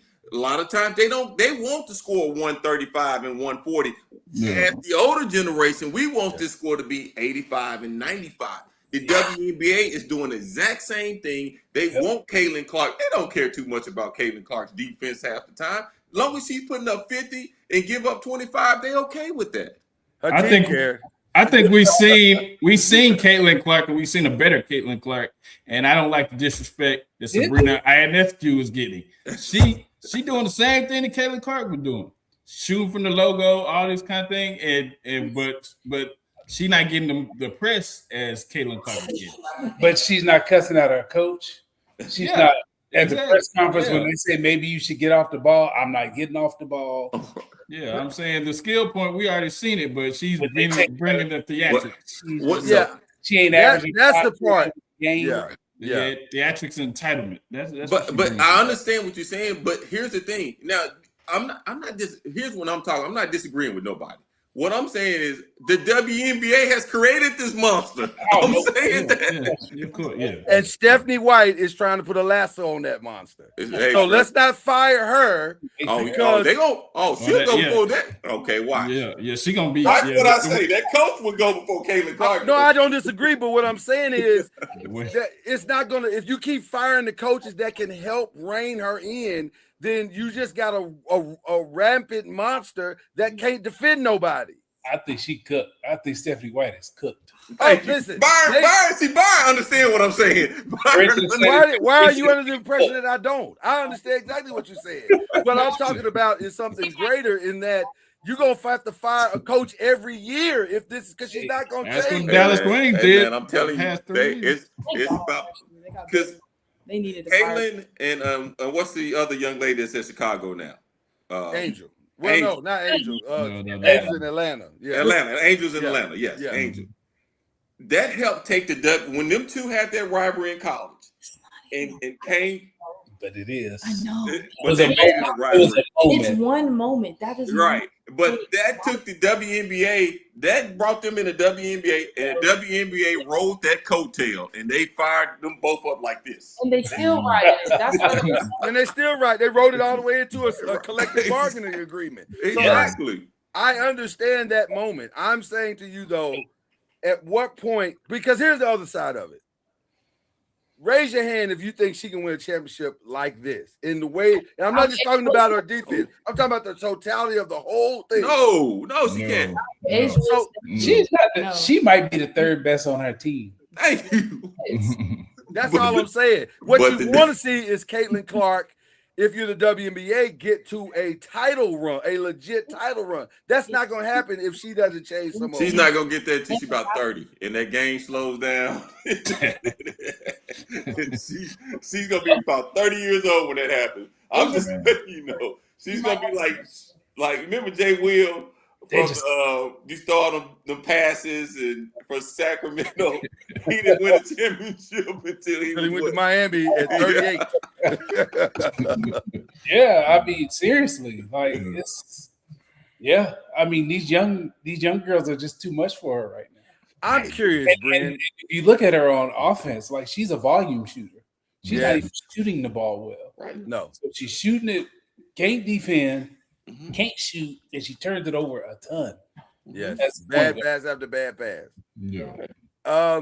Brent, I'm curious to know what the college crowd thinks of Caitlin Clarke, the current college crowd. Well, to me, it's really a test of if you actually watch or not. Because if the more you watch, the more you're like, she's good. Like she's good at her job.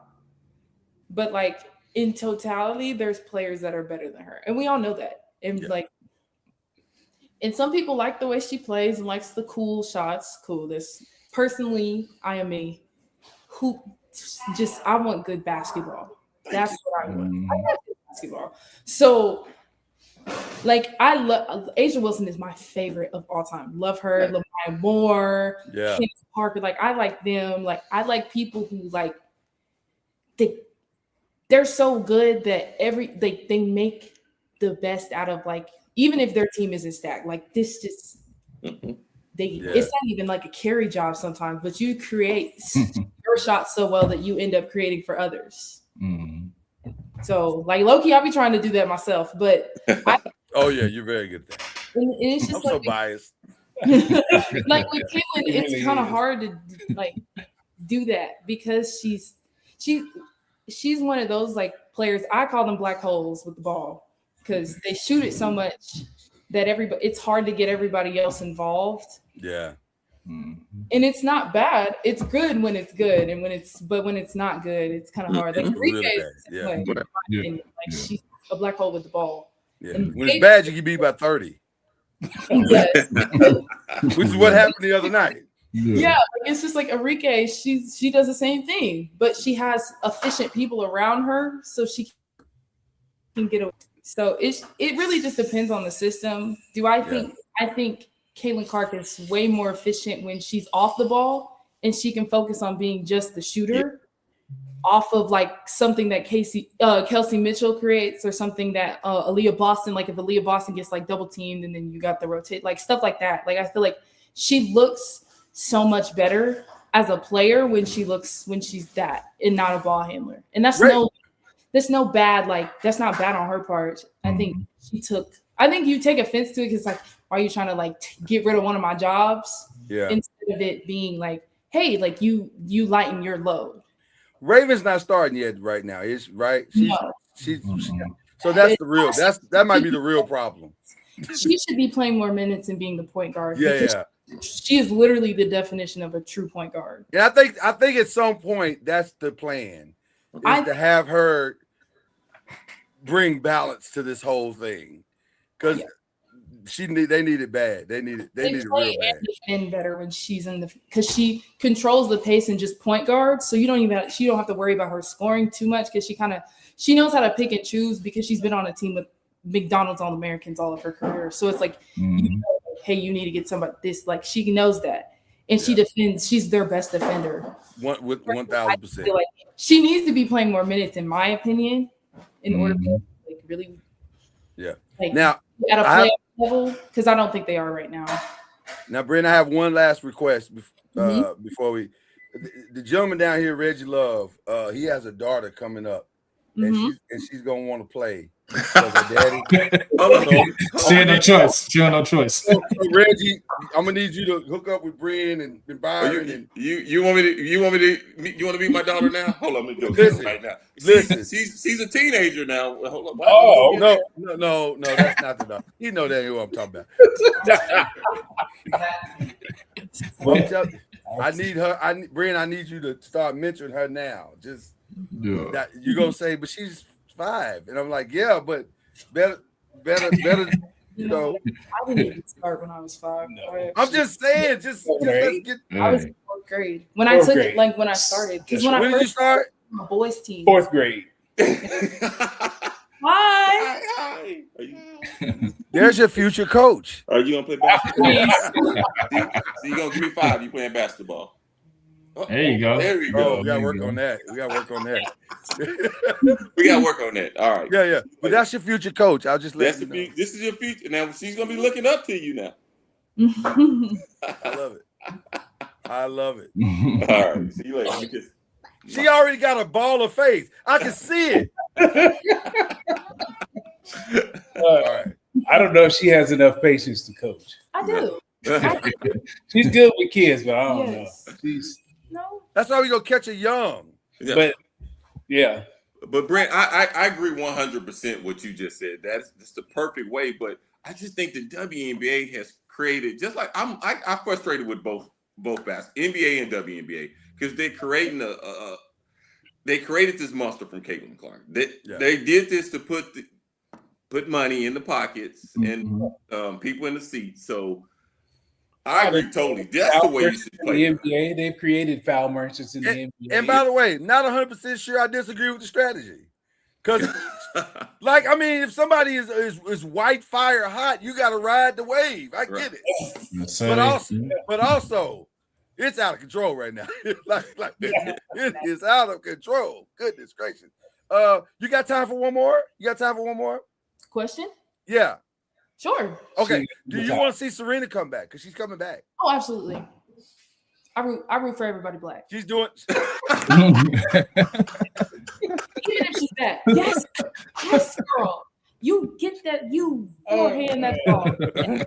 That might be the greatest line of the night. Yes. That might be. We were watching softball. Sure.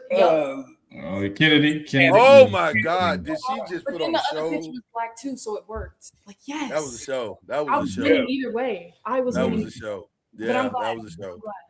Anyways, Texas Tech got their money's worth. I'm gonna tell you, they have gotten their money's worth. Thank you. Thank you so much. We gotta do this again. We gotta definitely do this again.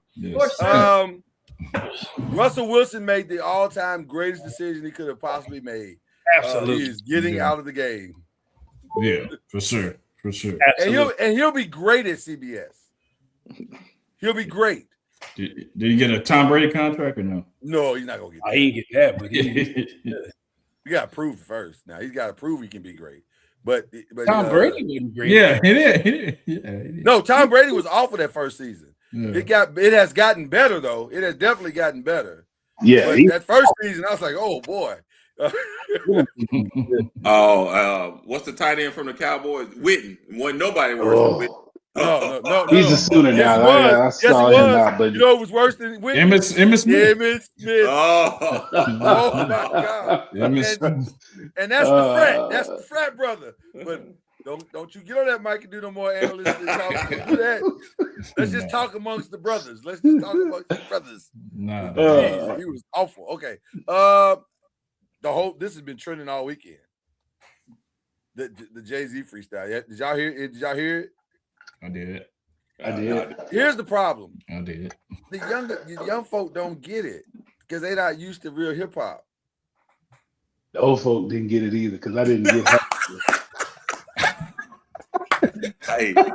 I'm not hip, man. I'm not hip no more. Basically, I gotta do too much. Yeah, I gotta do too much. Somebody break this down for me. Can I be honest? I was a little lost in some of them lines. I was like, what? No, basically he was addressing everything that people have been addressing about him. So that's basically what it was. That's the overarching theme of what took place. But the specifics were very challenging at first. I was like, I don't understand. Like that stutter thing he did, I thought he legitimately messed up. Until I saw the video, I was like, oh, he was literally marking Nicki Minaj in that moment. So there's a lot of tutorials out there. Just go find one, and then you'll see how brilliant the freestyle was. I'm like Byron. Hey man, just put the blueprint on for me. I'm good. Put the blueprint on. It was too much. I was like, oh yeah, I'm way out the loop. This ain't. We normally send our prayers up at in the final five, which is next. But I wanted to do this early because man, this one kind of gave me the feels a little bit. Rick Alderman passed. I think today is the day, wasn't it? Yesterday or today. Yeah. Rick Alderman was was a really interesting coach. Because he's one of those coaches, kind of like my man from Utah, Sloan, that he did most of the stuff right. And he got his teams almost there. He just could never get quite over that last hurdle with any of his teams. And I'm going to tell you something. As a Laker fan, I can tell you, and you know this as a Spurs fan, Reggie, that Sacramento run that they had there, Right. they should have won one. They should, if we're being honest, they should have beat us in 2001. But see, that series, They should have beat us. But no, 2002. 2002. I'm sorry, 2002. Yeah. Yeah, the referees had a lot to do with that. Well, listen, sometimes you get favorable calls. But see, here's the thing: Adam and coach, when he coached those teams, he was playing against two of the greatest players that ever played the game. You know, with the Portland Trailblazers, he was playing against Mike. Then with Sacramento, he's playing against three other greatest players, Kobe and Shaq. Yeah. It's just like, man, it's just, which, by the way, shows his greatness as a coach. right. Because other than that, because I'm gonna tell you something. Had Sacramento beat us, they would have swept the Nets the same way. Oh, easy. They'd have swept the Nets the same way we did. Absolutely. So he was a phenomenal, but he seemed like also a very phenomenal man. Like you never heard anything bad about him. You never saw him do anything crazy. He never really even talked bad about teams in the press. He was just kind of put your head down, do your job kind of dude. And I always respected that about Rick Alleman. So sorry to see his passing. We send up prayers for he and his family in this difficult time. All right. The final 5 questions are always the same. And then we start with what we're watching. I just watched the end of Euphoria. I didn't know, first of all, I didn't know it was a series finale. But I watched the end of it. I can honestly say now, beyond a shadow of a doubt, that is the weirdest series I've ever seen in my life. There's nothing other than maybe The Boys. There's nothing I can say is weirder than Euphoria. It was a weird, crazy, wild ride from start to the entire. That last episode is about as bizarre as an episode can be. So now you saying, well, would you recommend me watching it? No. What I'll say to you is it's very good. If you want to watch it, but I'm not going to recommend it to you. My Christian faith won't allow me to do that. It's wild. It is wild. The half episode I saw, I was like, oh no, this is way too much for me. It's wild. It's wild. It's so wild. You got to pick up your Bible and say, after it's over, you're like, I need to go to Lamentations or something. I don't even know. This is crazy.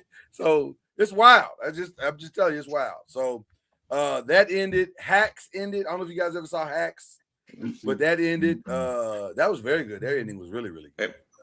Hey, can I see a show that I'm absolutely, sir. Please. That's what this segment is for. I think it's season 7, Barbecue Brawl. Hey, man. We got to watch it. We let them build up. Are you caught up? Are you caught up, Reggie? I got one. I got one recorded. I'm watching it tonight. Tanya and I are watching it tonight. Oh, we got to watch it this weekend. Then the latest one.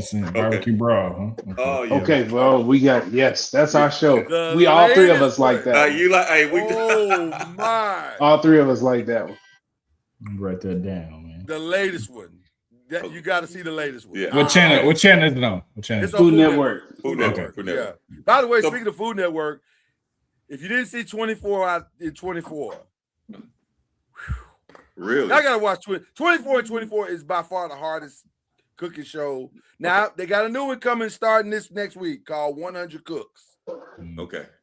So I don't know. That might end up being the hardest. But right now, for me, the hardest is 24 and 24. Stay up 24 hours cooking is crazy. Oh, it's crazy. It's insane. Burn some bologna in 24 hours. Listen. This is the first season that by the time they got to like hour 19, some of the people was like this. I was like, they gonna cut themselves. This is a dangerous show right now. That's crazy. So yeah, it's really intense. So that's that's pretty much all I've been watching. I like a good food cooking competition. Like I'm all in on those. Yeah, I'm waiting on Netflix to bring back Barbecue Showdown. I'm hoping they bring that next season in. So mine was barbecue. We used to love Barbecue Pit Masters. That was a good one I too. love that one too. Yeah. So fun fact with that, I actually know the executive producer of Barbecue Showdown, and I think he's having some conversations. Okay. Think you need to hit that. I don't know if Humble it's gonna Flex come back on Netflix, but I think it's Just come back somewhere. Yeah, I think Go to you need to. Tubi. I mean, Tubi will take anything. Let's get it on Tubi. Tubi will literally take anything. I think you need to hit the humble flex button. Really. Yeah. I think that's what you Yeah, I mean, she will watch it. Just go. That's a humble flex. Get it on there. Well, I don't know. Is that a humble flex? That's a humble flex, man. Yeah.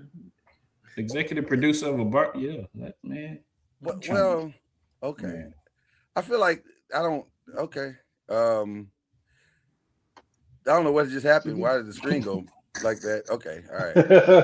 That's like this humble flex tomorrow's episode Thursday morning. Yeah. I feel like this humble flex isn't married. I was just giving information.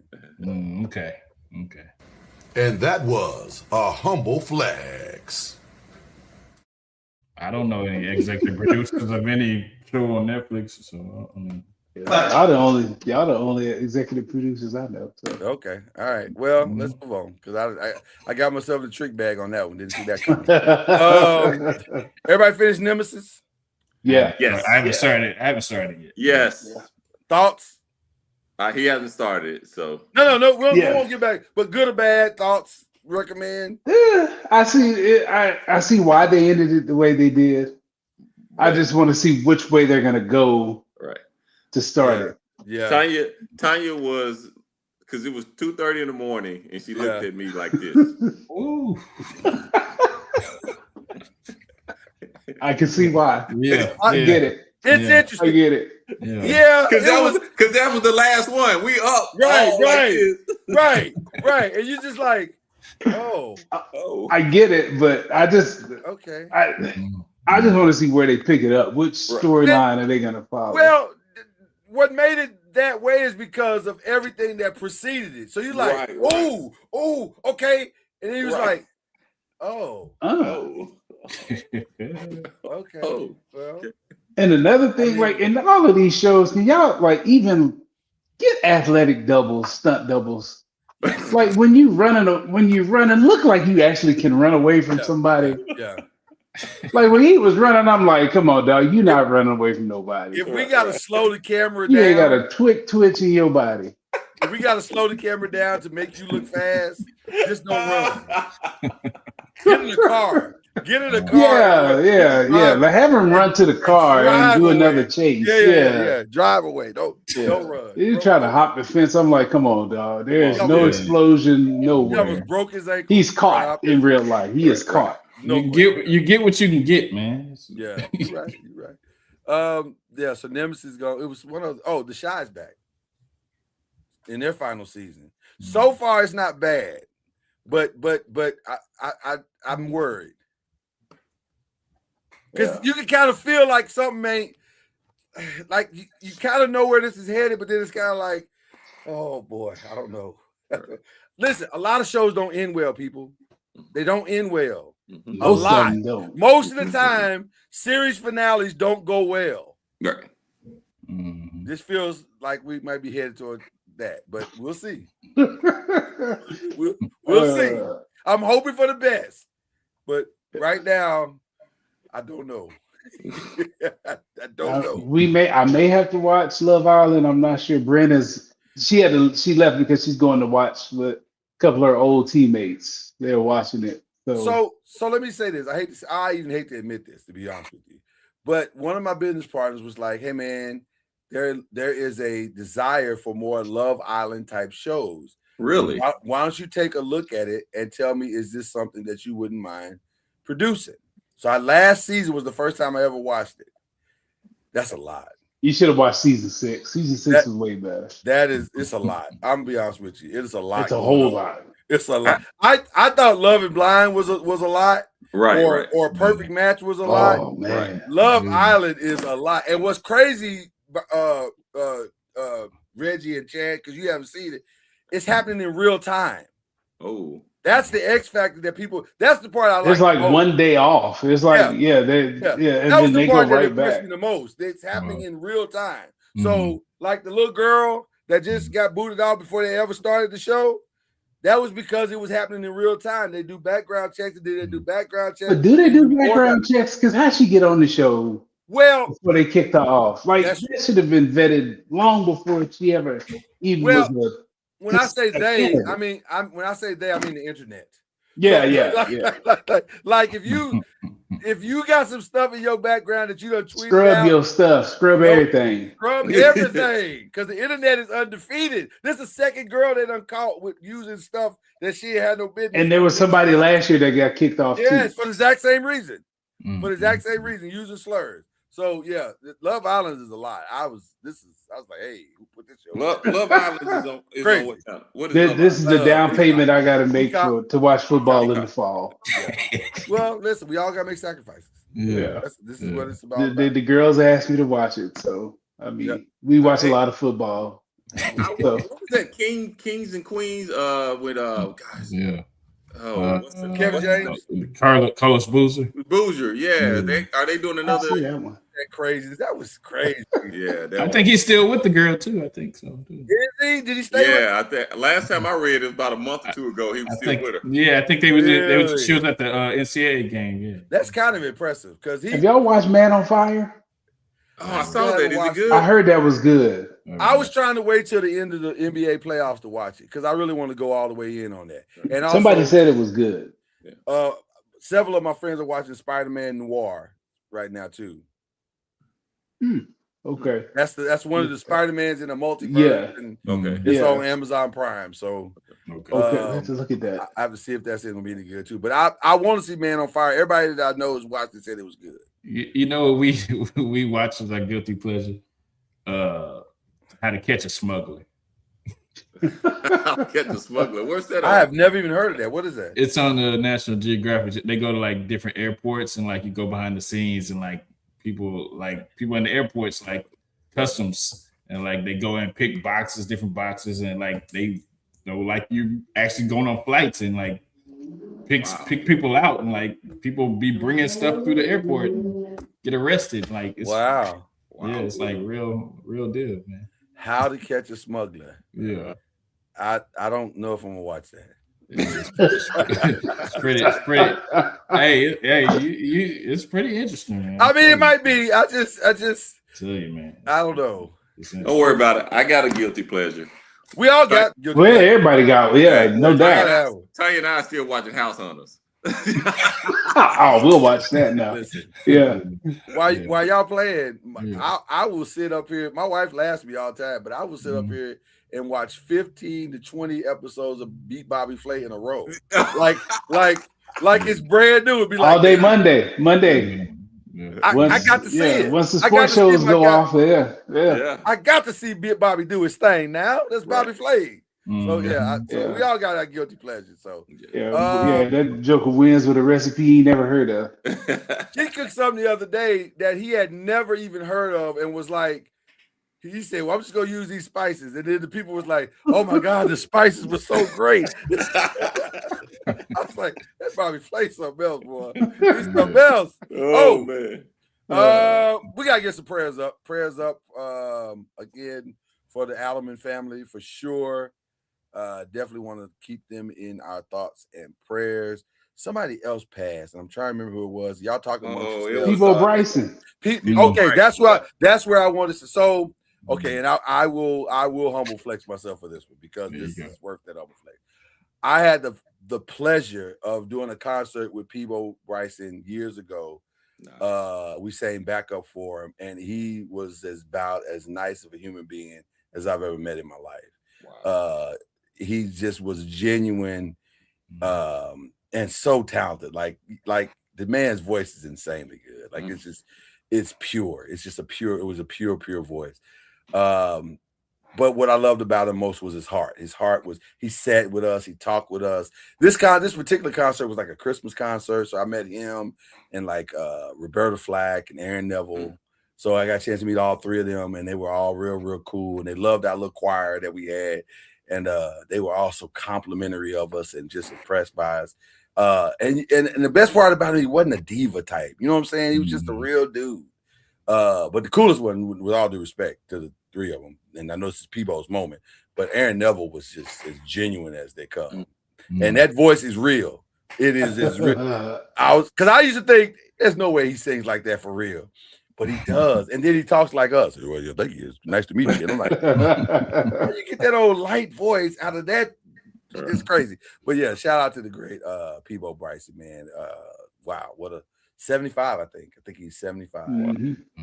So keep the Peebo Bryson family in our prayers. Can we not do the humble flex during the prayers, Chad? That's all right. I mean, okay, thank you. Appreciate you, Chad. Jesus. Okay. All right. Okay. I have an aunt who's gonna have to have her gallbladder taken out here within the next few hours. So pray for her. Yeah, it was supposed to happen this afternoon, but they had another emergency. So okay. Well, God sends you healing angels in Jesus' name. Amen. I want to pray for the Gonzalez family, a dear friend to the family, and also my first baseball coach, Paul Gonzalez. He passed away a couple of days ago. Definitely praying for the family. Sure. Are we the only podcast that sends prayers up? I think we are. Probably. We might think we're the only one that does that. That's a good thing, brother. I like that. I do like that. Absolutely. Yes, I do like that. Reggie, you got it? Man, just prayers for everybody's in this on this show right now, and everybody's watching. Family, protection, health, continued growth. A lot of times we don't pray for that, but continue growth in our spiritual journey, brothers. Yeah, man. Amen. Yeah, man. There you go. Yeah, man. And Charlie been on fire in the other chat. Yes, he has. Charlie has been on fire. Timing. Yes. Timing. I'm like, boy, I needed all of these prayers. For real. The last one was really good. That last one was perfect. I was like, oh man, you must have been in my situation. So shout out to the great Charlie Wood. Keep him in your prayers as well as he continues to build in Tallahassee. Okay, unshout. You have any unshout outs? Yes, I do. Don't you say it. Don't you say Chet. I want to. Nah. I'm going basketball in a different way because I just read it and it kind of disgusted me. Oh wow. Okay. I want to unshout out Lonzo Ball, who said that if he didn't get traded with him and Darius Garland, they would have went to the finals. Sir, sit down, sir. You don't even have to give him an unshout out, Chad. We got drops for that. Lies. I can go. There's several ways I can go. I can go that way.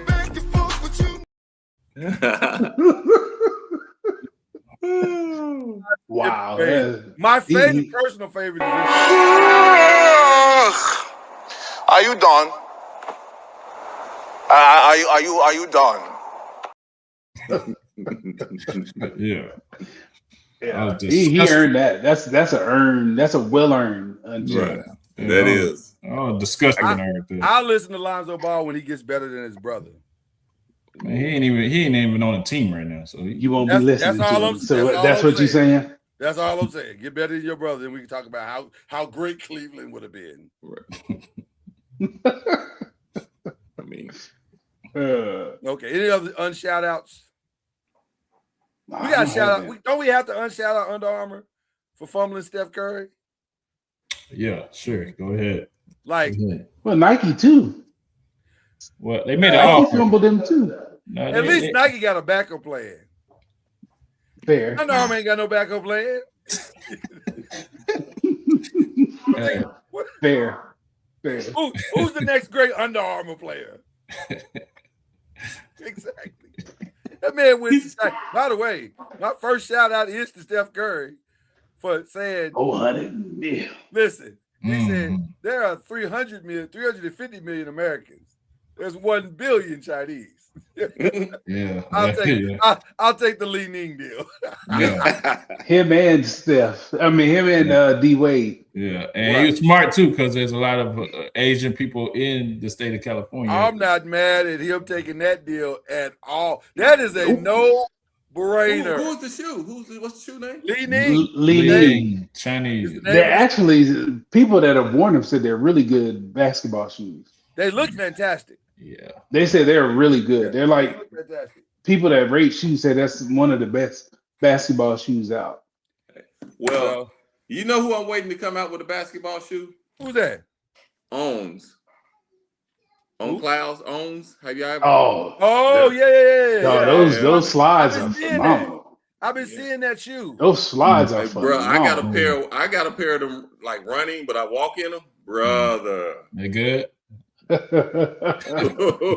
brother. You know what's crazy? I've been seeing that. I never thought I'd be this guy who needed a comfortable shoe. Amen. But I am that guy. Amen. Hey, I take comfort over everything. Your dogs, man. You can't. Your dogs can't be hurt, man. That's the worst. Never get when my dogs hurt in that. Hey, I'm gonna pay for a comfortable shoe. Trust me. Yeah, for sure. I'm pulling up in a comfortable shoe wherever the setting is. Stacey Adams or Kohan? Kohan. Here we go. Swipe it. Run it. And if you push me too far, rock sport. Comfort over everything. So shout out to Steph for 400 million. Lord, I'll be rocking a pair in a minute. Them sketches do me right. I love it. I'm sorry. I never thought I'd be a sketcher wearer. I was like, that's not a black man's shoe. It is a black man's shoe. Hey. Whatever make your dogs feel good. Yeah, boy, tell me about preach by whatever it is. If it's an Adidas because you got a narrow foot, whatever it is, man. Yes. Yeah. Whatever make your dogs feel right. Hey, dogs and knees. Don't yes. Yeah. Mm-hmm. Yes, sir. Yes. Yeah, man. I'm gonna give 2 shout outs. I'm gonna give one to Chad and his lovely wife. Was it 15 years? 16. 16. That's phenomenal. Phenomenal. Keep it going. I need like 50 more at least. Appreciate it. So I want to shout you guys out because it ain't always easy. Man. And then second shout out, I'm my beautiful baby. She's just so excited to join us. As you can see, she wants to be a sports analyst, so she was so excited. So shout out to Lloyd and you guys for entertaining her. She did great. Man. It was. We doing this again. Yes, I love it. I love it. Yeah. You can tell she studies it a little bit. She knows her stuff. Can I give you as a father and mother some props, man? She knew the game. It wasn't just throwing stuff out there. No. The way she talked about Kaylin in the position to put her in, and man, she that's awesome. She knew that over her life this year, because I want her to be in a situation where she can finally prove every person who doubted her wrong, because it's in her. It's in her. Mm-hmm. And I just want her to just let go, let God, and let's play. Amen. Amen. And that's I'll make that one of my shout outs because I'm a fan and I know I see. Have been from day one. From day one. I'm a fan. Literally from day one. Like was in the hospital today. She was here. So And yet I was in the bed praying over her and my wife. Hey, that's nice, man. We are big fans. So I need to tape her watching the game because she was so mad at castling them on the side screen pick and roll. She was, she could be in San Antonio the past 2 years. She's a fan, but she was so mad at them. They were doing something. I was like, Brent, what are they doing? That's right. That's in San Antonio, isn't it? Yeah, she was like, she was not happy with them jokers. Yeah. Has she had a chance to meet anybody on the team? Mm-mm. No? Okay. All right. Nah. All right. They used to practice over there, but until they built that facility. Gotcha. But they don't come over there that much anymore. Gotcha. All right. Well, listen, if there are no other shout outs and all. Hold on. Uh-oh. Well, that's why I asked. Yeah. I just had to make sure. Hold on. I want to shout out my lovely wife for 16. You better. Blissful years of married bliss. It's like Byron said, it's not always easy, but you want to find somebody that you could do hard with. So definitely there you go. Appreciate her and our life that we built. And a little son, he's like, man, I want to come with y'all to the anniversary dinner. So he came to it. So. That's what's Oh, y'all took it? Yeah, he came. Y'all different. He came to the anniversary dinner, man. Shout out to y'all. We did it last year. We did it last year. Yeah. I have never taken mine to the dinner. Yeah. Hey, it's always time, buddy. Because I take them out to all the other dinners. So that's why Well, yeah, he don't get that going on. one dinner with, you know. Hey, Chad, I'm letting you know, man. I'm thinking about getting back into the coaching game. Okay. Oh, okay. Okay. I'm thinking about getting younger, like PSA young. Okay. And I got my neighbor across the street, my little nephew, and I might come for yours. They all around the same age, and I might put a squad together. But hey, once you get to the AAU, I'm be like, all right, y'all go where y'all want to go. I'm just saying, I just want to teach you how to dribble left, right. Yes, sir. Like a left hand layup. Yeah. I don't want to go no further than that now. So I hope it's needed. It's needed because good people that know basketball are much needed. Yeah. Much needed. I hope the game doesn't. The current state of AAU and all that stuff doesn't drive great thinkers of the game and teachers of the game like you away. I pray to God they don't. They've already driven me away. I'm not coming back. But yeah, I don't, and I hate to say it. I'm not a fan of it anymore because I just like the love of the game, man. Like I said, I'd rather get some 8-9-year-olds and just kind of teach them the basics, man, and go back to that. You know, I mean. Hey, that's why the European players are taking over because they know the basics. Facts. Yes. Yep. Yes. Yep. Before Brim was born, my wife, she coached was 6th grade. No, they was young. They were like 3rd, 4th grade. Right. We didn't practice with a ball for a month. I love it. Love it. This is the key. This is the free throw line. Right. This is for like a month. There was no ball. Yeah. And the parents were like, "What are you doing?" She's like, "They don't know what anything is." You're right. Exactly.